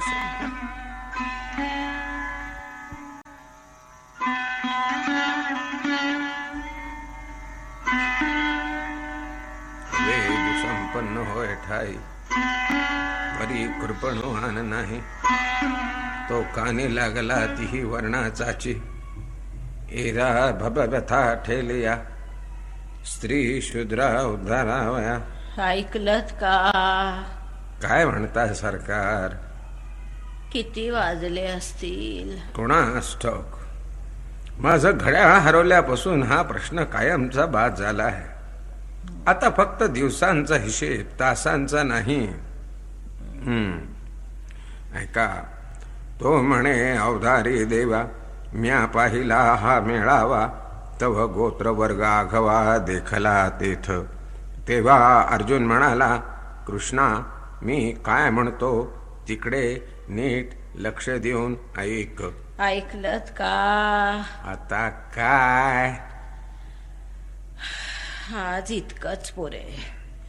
माझं नाही लक्ष लागत. ठीक आहे. आपलं वर्तन सुधारावं म्हणून सर्वांनी संगनमत करून हा ग्रंथ आपल्याकडे पाठवला. पण पहिला अध्याय काही अजून संपत नाही. काय म्हणणं आहे आपलं सरकार? हसणार नसाल तर सांगते. नाही हसणार. मला की नाही आज खूप बरं वाटतंय. वाटलं तरी बोलायचं नसतं. सैतानाची पिल्लं वळचणीला बसलेली असतात, ती ऐकतात. ऐकू दे.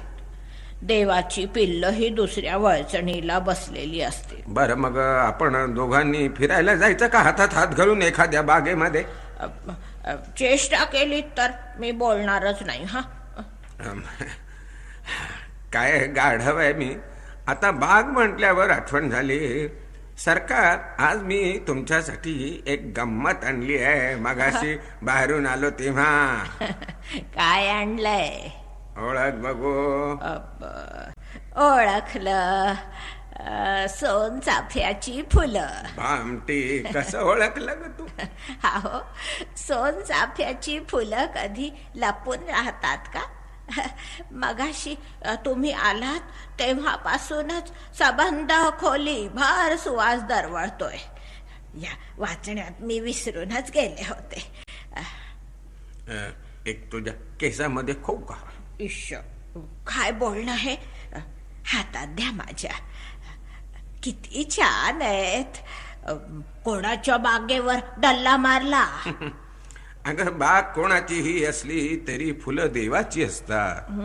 प्रत्येक फुलाच्या प्रत्येक पाकळीवर परमेश्वरानं सही केलेली असते. आकाशातील नक्षत्राप्रमाणे ही देवाघरची दौलत आहे. तो बागेचा मालक अंगावर मगा धावून आला तेव्हा त्याला मी हेच सांगितलं. म्हटलं बाबा रे, एखाद्याला त्याच्या गच्चीवर व्याधाची चांदणी उगवलेली दिसली म्हणून ती त्याच्या बापाची मालमत्ता होत नाही. मग त्याला पटलं का ते? नाही पटलं. त्याला शेवटी एकच पटलं की मी कार्लेकर साहेबांचा सासरा आहे.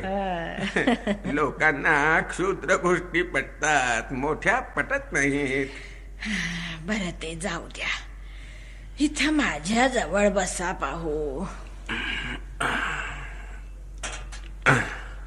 काय म्हणणं? 4 दिवस एक विचार माझ्या मनात येतोय. आज सांगून टाकते. कसला विचार? आपण आता इथं राहू नये असं वाटतंय मला. आणि कुठं जायचं? आपण आपल्या गावी जाऊन राहू, मोरवाडीला.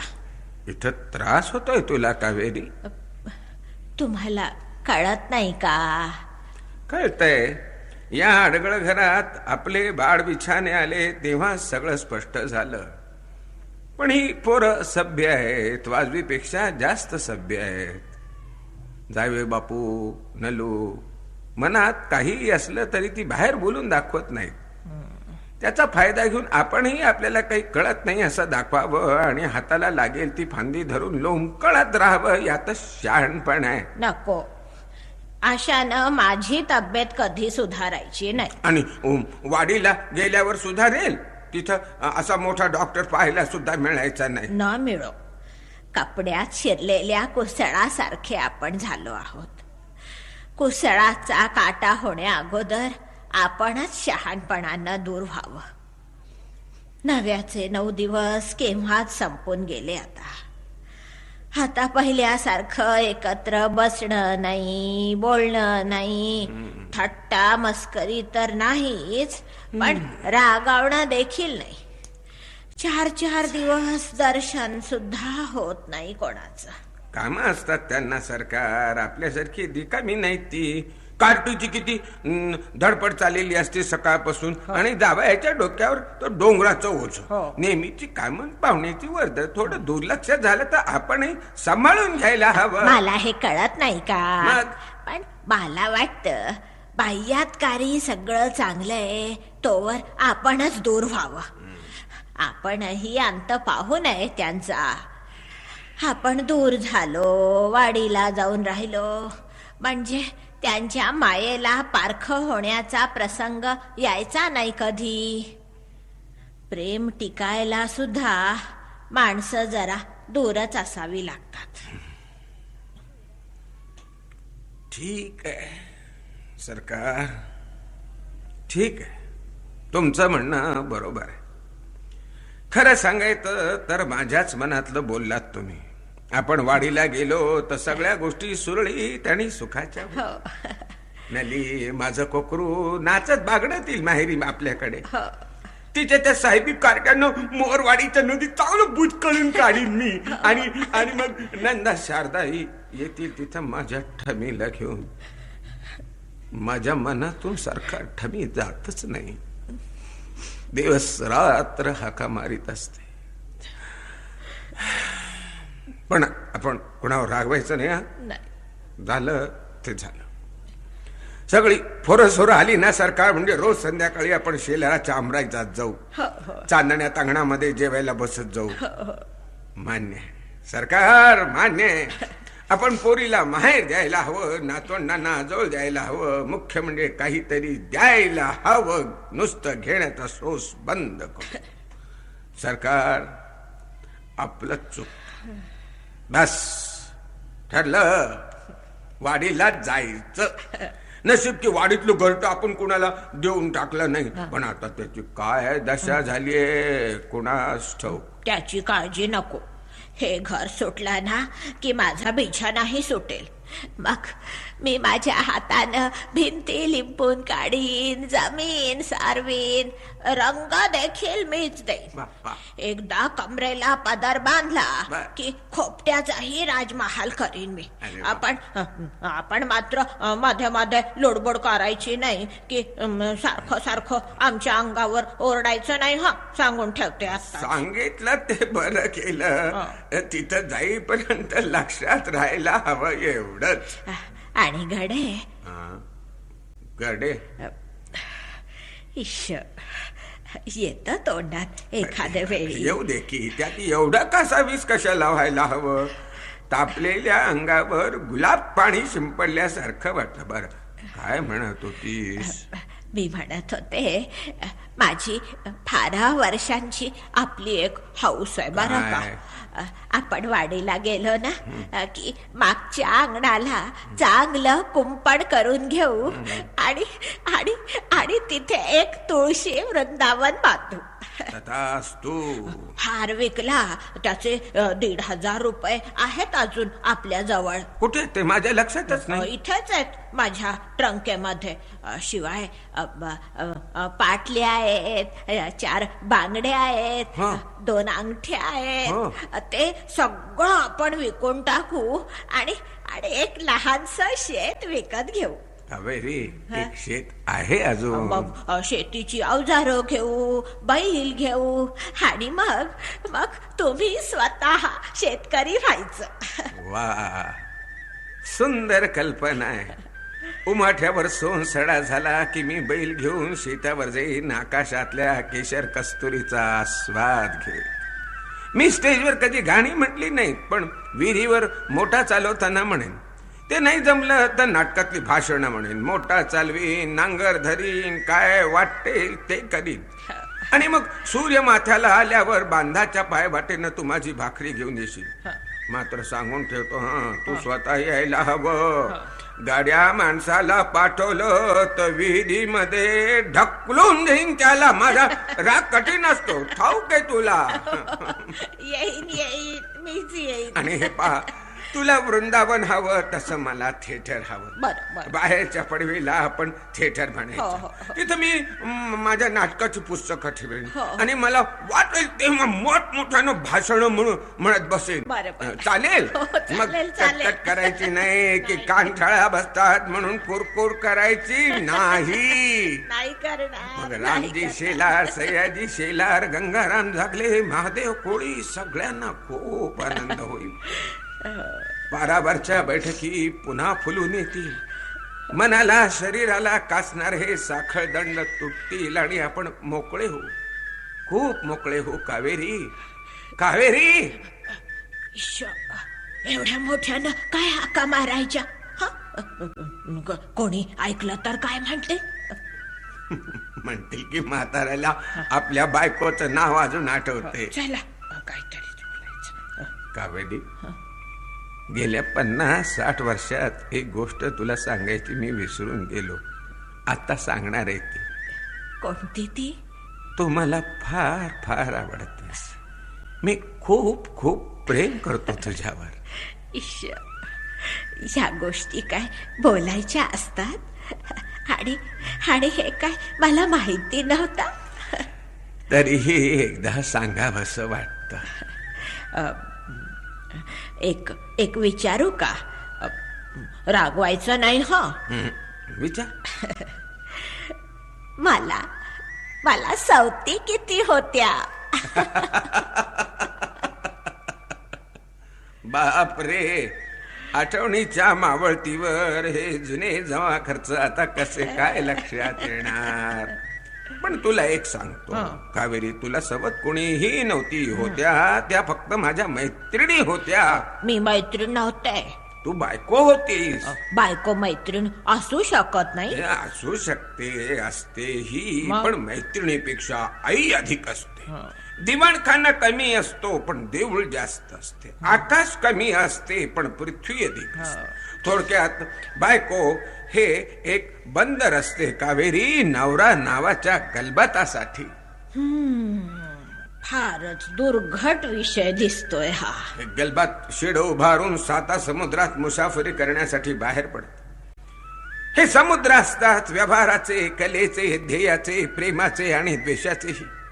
या दर्यात शिरावं, दूरवरचे किनारे पाहावे, वादळ वाऱ्याशी मुकाबला करावा, चंद्र चांदण्याशी सोयरी करावी, संतप्त लाटांची मस्ती अंगावर घ्यावी. अरे जगणं असं असावं की पावला पावलावर मरणाची मुलाखत व्हावी. परंतु हे सारे उद्रेक अंगावर घेताना गलबत सतत पाहत असतं आपल्या बंदराकडे. पराभवाच्या जखमा किंवा विजयाचे झेंडे घेऊन ते पुन्हा बंदरात येत आणि तेथील हिरव्या निळ्या प्रकाशात प्रशांत पाण्याच्या गालिच्यावर विश्रांत होत. गलबताच्या पराक्रमाचा उदय बंदरात होतो. पराजयाचं सांत्वनही त्याला बंदरातच मिळतं. अशी आहे बंदराची महती, म्हणजे बायकोची, म्हणजे तुझी. महती चांगली आहे, पण एक आता खरं खरं सांगा. काय?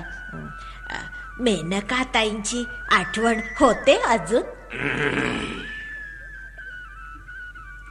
अनेक जखमातील तीही एक जखमच. आणि ती जखमही मी माझ्या बंदरातच घेऊन आलो, तिथेच भरून निघाली. मला तुमचं उत्तर माहिती होत.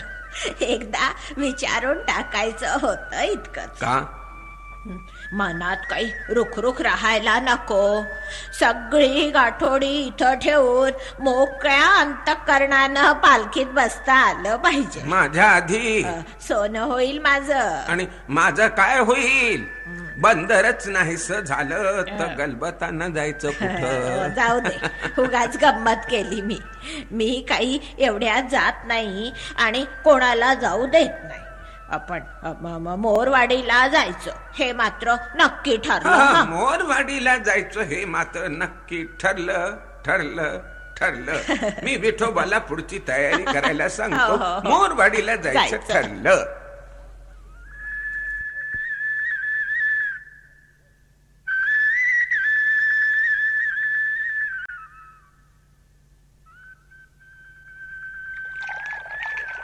ठीक आहे, तुमची औषधं.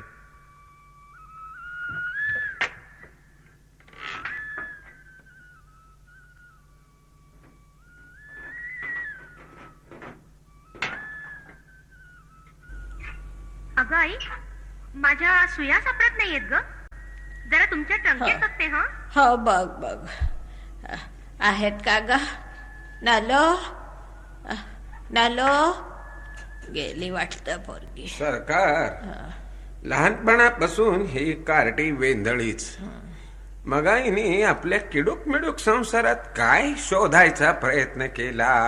काही नाही, तिच्या विणायच्या सुया सकाळपासनं सापडत नव्हत्या म्हणून सारं घर शोधते ती. उद्या सकाळी तिला नाशिकला जायचंय, तेव्हा येता जाता जावई बापूंचा स्कार्फ पुरा करायचा म्हणत होती. सुया सापडत नाहीत म्हणून फारच कासावीस झालेली दिसते कार्टी. पण या ट्रंकीत कशा येतील त्या? अहो वस्तू हरवली म्हणजे वेडा पिसा जीव होतो बायकांचा. आपला तो मोरवाडीचा बेत तुम्ही तिला सांगणार होतात ना. हो, पण या सुयाच्या दंगलीत आठवणच राहिली नाही. बरं झालं नाही सांगितलं. बाहेर गावी जाताना उगाच डोक्याला शीळ नको पोरीच्या. आज हवा आत्ताच गार पडायला लागलीये. शाल घालू का अंगावर? माझ्यासाठी म्हणत नाही मी. मग तुमचं स्वेटर मी कपाटातून काढून ठेवलंय. हे घ्या स्वेटर आणि अंगात घाला बघू अगोदर. कावेरी, हा स्वेटर तू केव्हा पुरा केला तुला आठवतं का? हो आठवत आहे ना. त्या दिवशी मुंबईला तुमचा सत्कार झाला होता. त्या दिवशी हा स्वेटर मी पुरा केला. पण हा स्वेटर आता या मालकासारखा जीर्ण झालेला आहे. मोरवाडीला गेल्यावर मी नवा स्वेटर करायला घेईन. हा हं, नक्की? हो हो नक्की घेईन. शपथ वहा. हो शपथ. शपथ वहा ना. हो हो शपथ. शपथ वहा ना. हो.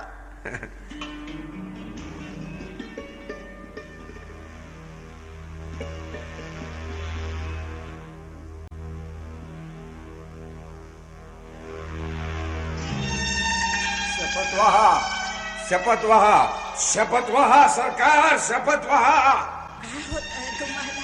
शपथ वहा सरकार. शपथ वहा आणि सांगा ही कार्डी मघा आपल्या कपाटात आणि ट्रंकीत काय शोधून गेली? नाही सरकार, आपल्या कार्डीचा आपल्यावर संशय होता. मगा विठोबा मला भेटला आणि म्हणाला की साहेबांचे पगाराचे पैसे चोरीला गेले आहेत म्हणून त्याच्यावर आळ घेतला गेला. तसा सुया शोधण्याच्या निमित्ताने आपल्यावरही संशय व्यक्त करण्यात आला आहे. मी पैसे चोरले, आपण पैसे चोरले, आपण चोर ठरलो सरकार. आपण चोर ठरलो. मी चोरी केली असा संशय आला तुला? तेवढ्यासाठी तू कपाट आणि टंक शोधलीस? नाही, शक्य नाही. माझ्या लाडक्या कोकरा, खोट सांग पण नाही म्हणून सांग. हो हो हो, तेवढ्यासाठीच मी शोध घेतला. मला खोटं बोलायची सवय नाही अप्पा. मी बेलवलकर नाही, कारलेकर आहे. त्यांचे पैसे होते ते. अहो ते असे कपाटातून काढून घेण्याचा तुम्हाला काहीही अधिकार नव्हता. जर पैसेच हवे होते तर माझ्यापाशी मागायचे होते. चोरी करून तुमचं आणि माझंही तोंड काळं केलं तुम्ही. मी पैसे चोरले चांडळी. मी पैसे चोरले चांडळी. असं रागवायचं नाही. रागवायचं नाही. पृथ्वीवर गाफीलपणानं हिंडणाऱ्या परमेश्वराच्या पाठी सुरा खुपसून त्याचा खून करू पाहणारी माणसं समोर वावरत असताना रागवायचं नाही. मी पैसे चोरले सरकार. तुला माहितीये माझ्या क्रोधाला पाय नाही, हात नाही. लुळा पांगळाय तो वडाऱ्यांनी अर्धवट चिरलेल्या डुकराचं धड नुसतं गटारात तडफडणार. मी पैसे चोरले नाही सरकार. मी रागवणार नाही, पण तुम्हाला म्हणून सांगून ठेवतो, मी रडणारही नाही. डोळ्यात आसवं जमायला लागली तर खिळे मारून डोळ्यांच्या खाचा करीन संभाजी सारख्या. पण तुझ्यासारख्या शूद्राळी समोर रडणार. मी पैसे चोरले. मी पैसे चोरले. हो, तुम्ही चोरी केली. मी चोरे. मी चोरे. मी अप्पा बेलवलकर, नटसम्राट, लक्षावधीची मालमत्ता गुलाल बुक्क्याप्रमाणे जन उधळून दिली तो हा गणपतराव बेलवलकर चोर ठरला. आपल्या पोरांच्या घरामध्ये परमेश्वरा, मी तर सारं काही सहन केलं असतं, पण हे ऐकलत का? काय म्हणतेस? सगळी दुनिया आपल्यासाठी संपली आता. आपण दोघच राहिलो आहोत एकमेकांसाठी. आपण दोघच. माझ्या गळ्याची शपथ आहे तुम्हाला. मी सांगते ते ऐकायचं. मला काही समजत नाही सरकार. माझ्या काळजाच्या चिंध्या होत आहेत, पण मी जगणार आहे तुमच्यासाठी. मी बरी असते ना तर एक क्षणभरही हे सहन केलं नसतं. नंदाच्या घरून जशी तुम्हाला घेऊन बाहेर पडले तशी या क्षणाला इथून बाहेर पडले असते. पण या आजारामुळे मी हागतिक झाले, लाचार झाले. मला माझा भरोसा नाही वाटत, म्हणून सांगते. ऐकता आहात ना? आजची रात्र आपण इथेच काढू, कोणाला तरी बरोबर घेऊन. उद्या सकाळीच आपण मोरवाडीला जाऊ. मी बंगल्यात एकदा नलूकडे जाऊन येते. तिला एकदा स्पष्ट विचारते काय तुझ्या मनात आहे म्हणून. आम्ही हे घर सोडायला तयार आहोत, पण असा अभद्र शिक्का आमच्या कपाळावर मारू नकोस. मी तिच्या पायावर डोकं ठेवून तिची विनवणी करीन. बाई, आजपर्यंत तुझ्या जवळ कधी काही मागितलं नाही, यापुढेही मागणार नाही. पण आज पदर पसरते तुझ्या पुढे. एखादा माणूस आम्हाला सोबतीला दे आणि मोरवाडी पर्यंत पोहोचवण्याची व्यवस्था कर. पुन्हा आम्ही आमची थेरडी थोबाडं घेऊन तुझ्या संसारात कधीही येणार नाही. पण तुम्ही इथे शांत बसायचं. माझी शपथ आहे तुम्हाला. असं डोकं फिरवून घ्यायचं नाही. मला थोडं बरं वाटलं ना, म्हणजे मी वाटेल तेवढे आयास करीन. मोरवाडीला गेल्यावर सुख समाधानाचं देऊळ उभं करीन माझ्या देवासाठी. हे सारं अमंगळ स्वप्न आपण विसरून जाऊ. माझी कूस वाज राहिली असं मी समजते. आपली साथ आहे तोवर कशाचीही पर्वा नाही मला. मी मनानं खचले नाही. मी तुमच्या हाताचा आधार मिळाला तर कुठल्याही वादळ वाऱ्यात दगडासारखी उभी राहीन मी. कुठल्याही काळोखातून तुमच्यासाठी मार्ग काढे. पण माझं एवढं ऐकायचं. तुम्ही इथे शांत बसायचं. ऐकाल ना? मी आज जाऊन येते. पण कावेरी, तुला भिंतीचा आधार घेत जाईन मी. माझी काळजी नका करू तुम्ही. आता येते मी. मला समजलंच पाहिजे. मला समजलंच पाहिजे. कशासाठी जगतो आहोत आम्ही? To be or not to be, that is the question. जगावं की मरावं हा एक सवाल. या दुनियेच्या उकिरड्यावर खरकट्या पत्रावळीचा तुकडा होऊन जगावं बेशरम लाचार आनंदानं, का फेकून द्यावं देहाचं हे लक्तर त्या कुंडाळलेला जाणीवेच्या यातनेसह मृत्यूच्या काळ्या शार डोहामध्ये, आणि करावा सर्वांचा एकाच प्रहरानं माझा तुझा याचा आणि त्याचाही. मृत्यूच्या महासर्पानं जीवनाला असा डंख द्यावा. मृत्यूच्या महासर्पानं जीवनाला असा डंख मारावा की नंतर येणाऱ्या निद्रेला नसावा जागृतीचा किनारा कधीही. पण त्या निद्रेलाही पुन्हा स्वप्न पडू लागलं तर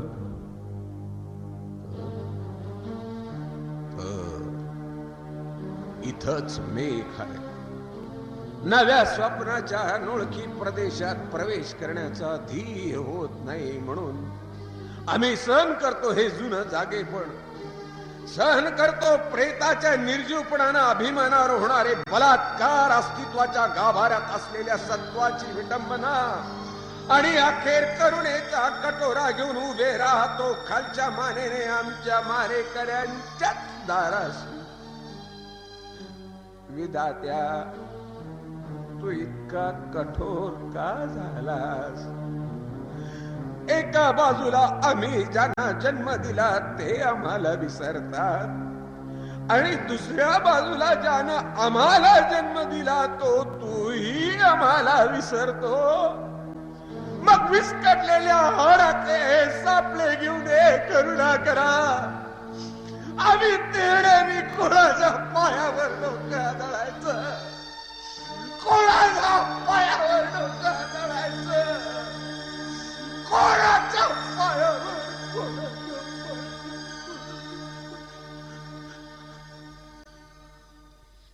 माझं एकदा ऐकायचं.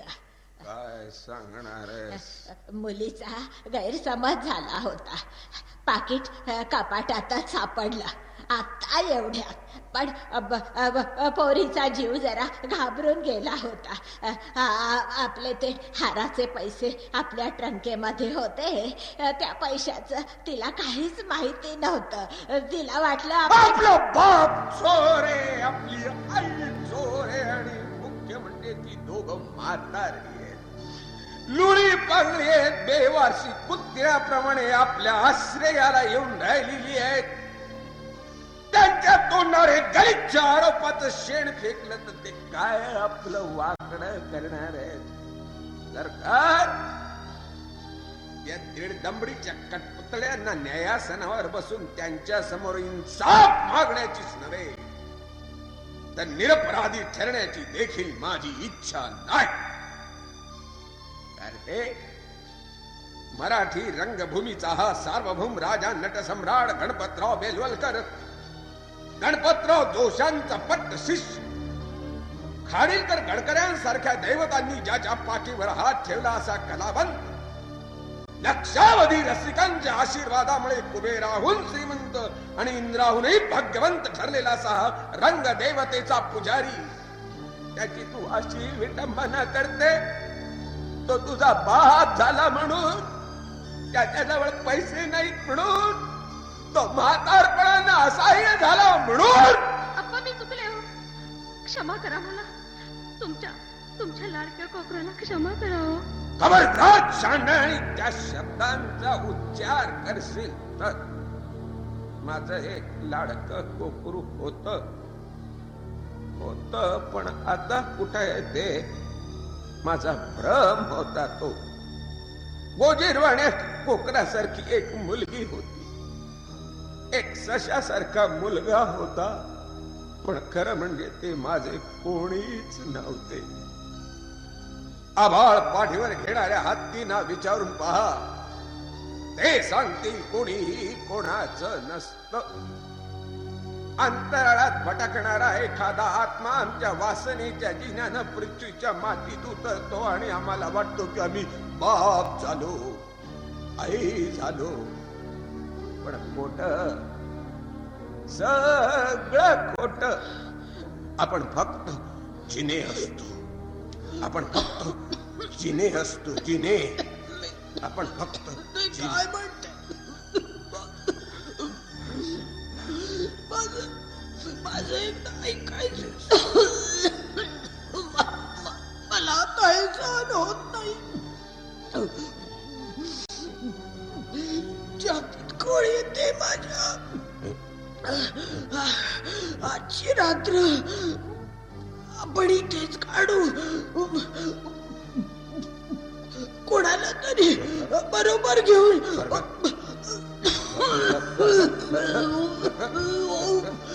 उद्या आपण मोरवाडीला जाऊ. मी तिथे गेल्यावर तुमच्यासाठी आई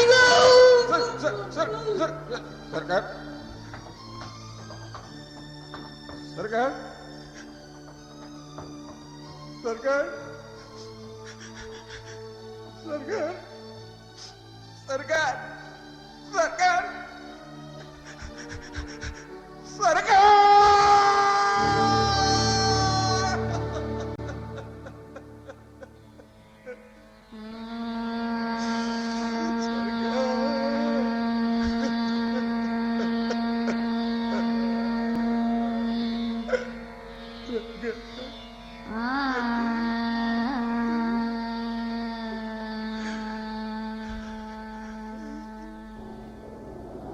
हॅलो नंदा, हा मी सुधाकर राहीनगरून बोलतोय. एक वाईट बातमी आहे. अप्पा सकाळपासून घरातून नाहीसे झाले. हो, इथे पोलीस स्टेशन मध्ये कंप्लेंट दिली आहे.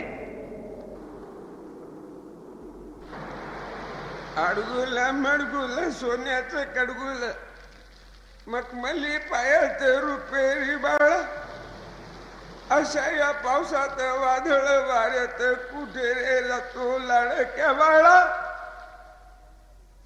आभाळ गरजते बिजली नाचते नदीच्या डोहात कालिया काळा. शपथ गळ्याची नको रे बाहेर जाऊन लाडक्या बाळा.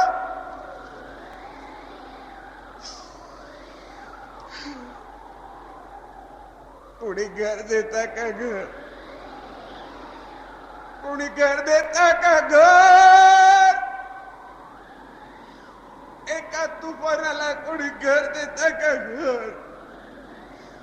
एक तुफान भिंती वाचून छपरा वाचून माणसाच्या माये वाचून देवाच्या दये वाचून जंगला थिंडतय. जिथून कुणी उठवणार नाही अशी जागा धुंडतय. कुणी घर देत का घर, कुणी घर देता का घर. खरंच सांगतो बाबांनो, तुफान आता थकून गेले. झाडा झुडपट डोंगर दऱ्यात अर्धा आधी तुटून गेले. समुद्राच्या लाटांवरती वणव्याच्या जाळावरती झेप झुंजा घेऊन तुफान आता खचलाय. जळके तुटके पंख पालवीत घोरडत उडतय. खरंच सांगतो बाबांनो, तुफानाला तुफानपणच नडतय. कोणी घर देता का घर, कोणी घर देता का घर.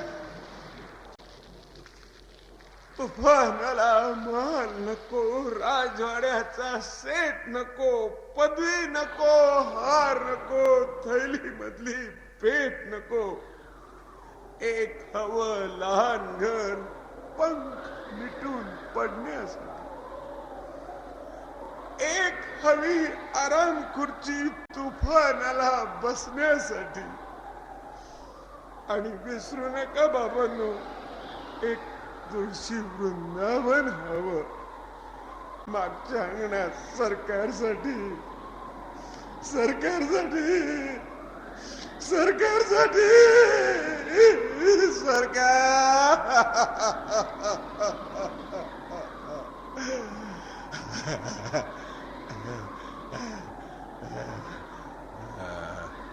सरकार मागे आल्याशिवाय राहणार नाही. कारण अजून वृंदावन बांधून व्हायचंय. पण वृंदावन बांधून होईल का? होईल, पण सरकार बरोबर असते तर. पण सरकार आता येणारच नाही.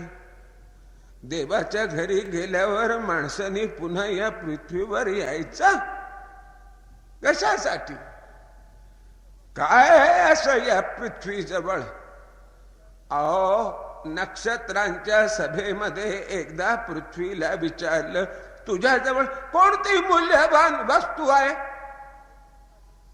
तिने मोठ्या कौतुकानं पदराखालचा माणूस काढला आणि सर्वांना दाखवला. सगळी नक्षत्र खटकदा हसायला लागली, कारण तो माणूसच नव्हता. 5.5 फूट उंचीच ते एक मोठं झुरळ होत. गाणीनं बरबटलेलं. माणसाचं झुरळ केव्हा झालं हे बिचाऱ्या पृथ्वीला कळलंच नाही. काहीतरी विस्कटलंय. आता काय राहिलंय तिच्या जवळ? सरकार, शांतपणे विश्रांती घ्या, कारण जनावर मोकाट सुटलीये. म्हाताऱ्या बाबा, अरे पाणी पडायला लागलंय पुन्हा.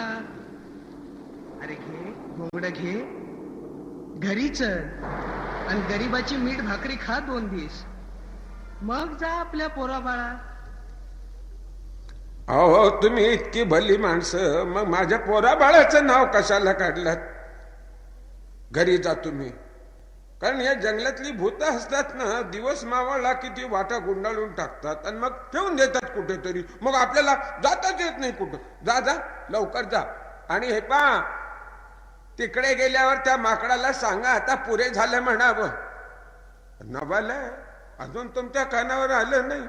अहो विराट आकाशापुढं उभं राहून एक माकड फार भयंकर आचरट चेष्टा करून राहिलं. खुद्द शेक्सपियरने मला सांगितलंय. अशा आचरट आणि पाचकाळ चेष्टा की त्या पाहून शैतान हसायला लागला आणि देवाच्या डोळ्यात पाणी आलं. देवाच्या डोळ्यात पाणी म्हणजे मामूली गोष्ट नाही महाराज. देव जर एकदा रडायला लागला ना तर सारी पृथ्वी वाहून जाईल त्या पाणी लोटात. माकडाला सांगा काही कर पण देवाला रडायला लावू नको. लक्षात ठेवा दादा. आणि हे पहा, सावधपणानं जा, कारण सगळीकडे जनावर मोकाट सुटलीयेत. जनावर मोकाट सुटलीयेत. सावध राहा. पिंजऱ्यातली जनावर, गुहातली जनावर, रानातली जनावर, मनातली जनावर देवाला तुडवतायत, इमारती पाडतायत, पृथ्वीचा कब्जा घेण्यासाठी निखारलेल्या क्रोधानं सैरा वैरा धावतायत. सावध राहा लोक. भयान जनावर, भयान जनावर. जीवातून गळतोय जाळ, शिंगांना लटकले डोळे, सुळ्यांवर खोचली बेसूर हास, सुळाचा जाळपून वादळासारखी उधळली आहेत. सावध राहा. देवळा पडू द्या, इमारती कोसळू द्या, नगरे कोलमडू द्या, फुलबागा जळू द्या. उघड्या जमिनीवर पडलंय एक माणसाचं मूल, गुलाबी रंगाचं गोदीरवाण मूल. आकाशाकडे पाहून हसतंय, सूर्याची किरण धरण्यासाठी हात नाचवतंय. तेवढं मूल सांभाळा बाबांनो, फक्त तेवढं मूल सांभाळा. तेवढं मूल सांभाळा बाबांनो, फक्त तेवढं मूल सांभाळा.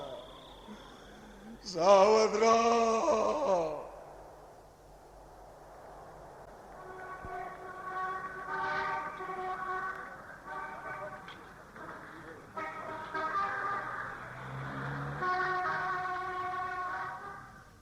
बाबा, अरे कुठं वणवण हिंडतो इकडं तिकडं?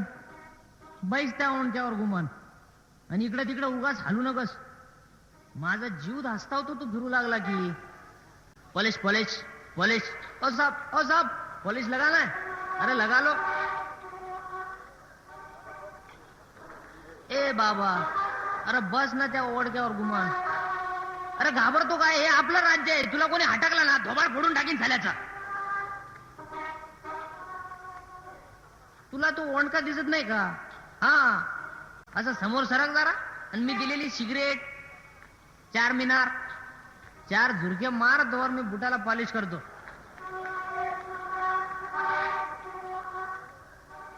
ती मागची इमारत पाहतोस होय? ते थिएटर आहे बाबा नाटकाचं. बहुत लोक आते इथं, पण सगळे झाले गाडीवाले आणि माडीवाले. खेळाचे दरच तसे असतात. पण हिम्मत करून नाटक काय चीज असते हे आपल्याला पाहायचं एकदा. या कंपनीचे खेळ फार टॉप असतात म्हणे. तू कधी नाटक पाहिला का बाबा? दुसरं काहीच पाहिलं नाही राजा. त्यामुळे तर सगळा घोटाळा झाला. हे पाहिलंस, आता इकडे येता येता थिएटर मधल्या प्रेक्षकांनी मला भिकारी समजून हे खायला दिलं. त्यांना काय माहिती की मीच आप्पासाहेब बेलवलकर आहे म्हणून. मोठे चांगले लोक होते राजा. त्यांना मी सांगितलं आप्पा बेलवलकर मेले म्हणून. गंमत केली त्यांची. खरं सांगतो राजा, मेल्यामुळं आपण किती मरतो हे जर जिवंत माणसांना कळलं ना तर कुणीही मरायला तयार होणार नाहीत आणि जगालाही.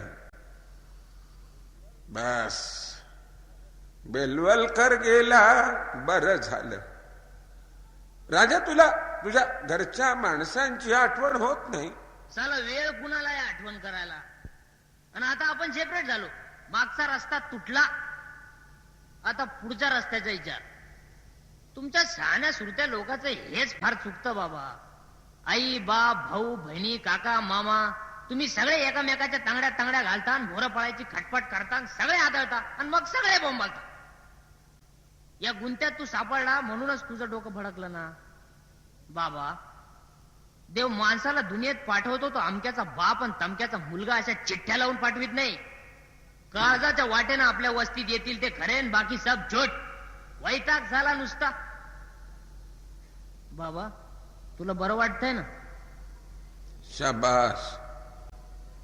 हे सेपरेट व्हायला जमलं पाहिजे. खूप बरं वाटतंय राजा. कसं तळघरातून बाहेर आल्यासारखं वाटतं. राजा, हे एकदम मागच्या इमारतीचा उजेड पुन्हा कमी झाला राजा की मलाच काही? नाटक संपलं बाबा, म्हणून दिवे घालवले. चला आता घरी. काळजाचा करार आहे आपला. तू आता कुठं वणवण फिरायचं नाही, वेडवाकडं खायचं नाही, ताळ सोडून बोलायचं नाही. आरामानं वस्तीवर राहायचं आणि मोठ्या हातानं वस्तीचा कारभार करायचा. कबूल? कबूल. तू सांगशील ते करीन राजा. तू सांगशील ते करीन. चला.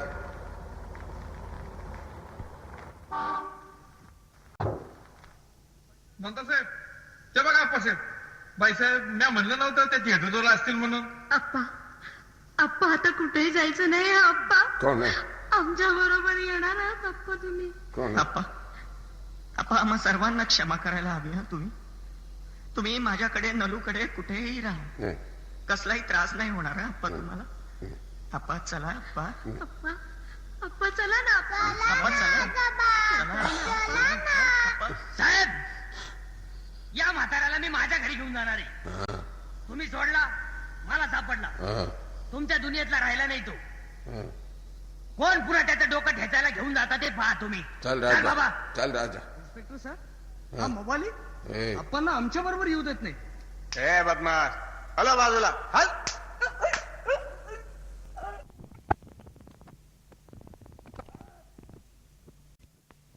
बस. तलवारी म्यान बंद करा.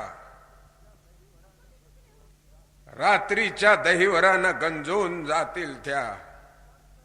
ईश्वरानं तुर्कांपासून आमचं रक्षण केलं आणि आता आम्हीच परस्परांचा संहार करायला लागलो. बस एकदम बंद. इन्स्पेक्टर साहेब, हे थिएटर आहे, माझं राज्य आहे. मी अप्पा बेलवलकर नटसम्राट तुम्हाला सांगतोय, तुम्ही इथून निघून जा.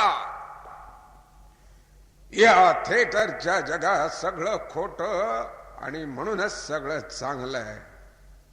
तिकडच्या दुनियेत जा, जिथे खरे शर्विल खऱ्या चोऱ्या करतायत, खरे वृंदावन खऱ्या वसुंधरांवर बलात्कार करतायत, खरे मॅकबेथ आपल्या मित्रांचे खून पाडतायत. तिकडे गरज आहे तुमची. जा. मी सांगतो, माझ्या राजाला मारलं तुम्ही. राजाला नाही, मलाच मारलं तुम्ही. हे रक्त राजाचं नाही, माझं रक्त आहे, माझं रक्त आहे. आप्पा आप्पा मी चुकले हो. क्षमा करा मला. तुमच्या लाडक्या कोकराला क्षमा करा हो. माझ्या लाडक्या कोकरा, रागा लोभाची किलमिश आता माझ्या मनात शिल्लकच राहिली नाही. नाही लाडक्यानो, मी कोणावरही रागवलो नाही. चैत्रातली सोनेरी सकाळ माझ्या अंगातून झिरपते आहे. नव्या नाटकाचा पडदा वर जायची वेळ आहे. तिसरी घंटा वाजते आहे. धुपाचा सुवास हवेत दाटला आहे. ऑर्गन वरून नांदीचे सूर ऐकू येत आहेत आणि माझी नटी तर आगंतुकपणाने अगोदरच स्टेजवर जाऊन बसली आहे माझी वाट पाहत. राजाने मला सांगितलं हे थिएटर आहे म्हणून. बस आणखी काय हवं. नटाजवळ शेवटी शिल्लक राहतं ते फक्त नाटक. कर्णानं मरताना आपला सोन्याचा दात काढून दिला. मी नाटकाशिवाय काय देणार तुम्हाला. आपा ही मुंबई आहे. 4 माणसं जमली तर जन्माची बेआबरू होईल तुमची आणि आमचीही. मी पाया पडतो आपा. दूर व्हा, दूर व्हा. मी सांगतो दूर व्हा. या प्रार्थना निरर्थक आहेत. दया दाखवा म्हणून हा ज्युलियस सीझर कोणाची प्रार्थना करीत नाही आणि कोणी प्रार्थना केली म्हणून त्याच्यावर दया दाखवत नाही. सीझर अचल आहे उत्तरेकडच्या नक्षत्रासारखा. ज्याच्या आढळपणाला तोड नाही साऱ्या तारांगणात. आकाशावर चितारलेले आहेत लक्षावधी ठिणग्या. प्रत्येक जळते आहे, चमकते आहे. पण आपल्या जागेवर स्थिर राहणारी फक्त एकच ध्रुवाची चांदणी. अगणित माणसाच्या या दुनियेत देखील असा एकच माणूस मला माहिती आहे की जो आपल्या जागेवर ठामपणानं उभा राहतो आणि तो मी आहे. तो मी आहे ज्युलियस सीझर. मी आहे ऑथेल्लो. मी आहे प्रतापराव सुधाकर आणि हॅमलेट. आणि मी आहे गणपतराव बेलवलकर नटसम्राट. सगळे महापुरुष माझ्या देहाच्या शामियानात राहायला आले आहेत. आणि महापुरुषांची छाती म्हणजे मारेकऱ्यांच्या कट्यारींना कायमचा वाद, चिरंतन आव्हान. ते पहा, ते पहा, ते मारेकऱ्यांनी आपल्या कट्यारी उपासल्या आहेत. मला या ज्युलियस सीझरला मारण्यासाठी मला चोख बाजूने घेरले. मला चोख बाजूने घेरलाय त्यांनी. तो मारेकरी ओरडतोय. मारा मारा मारा मारा. कट्यारी चालवा, कट्यारी चालवा, चालवा कट्यारी.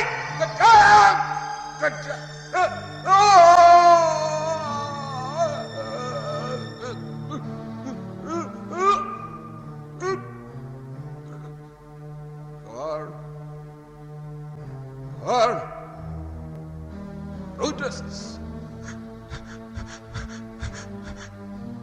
Oh, सुद्धा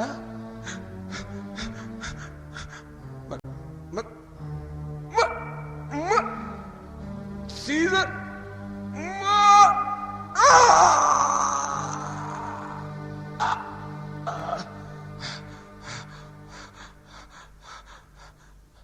असं नाटक असत राजा. असं नाटक असत.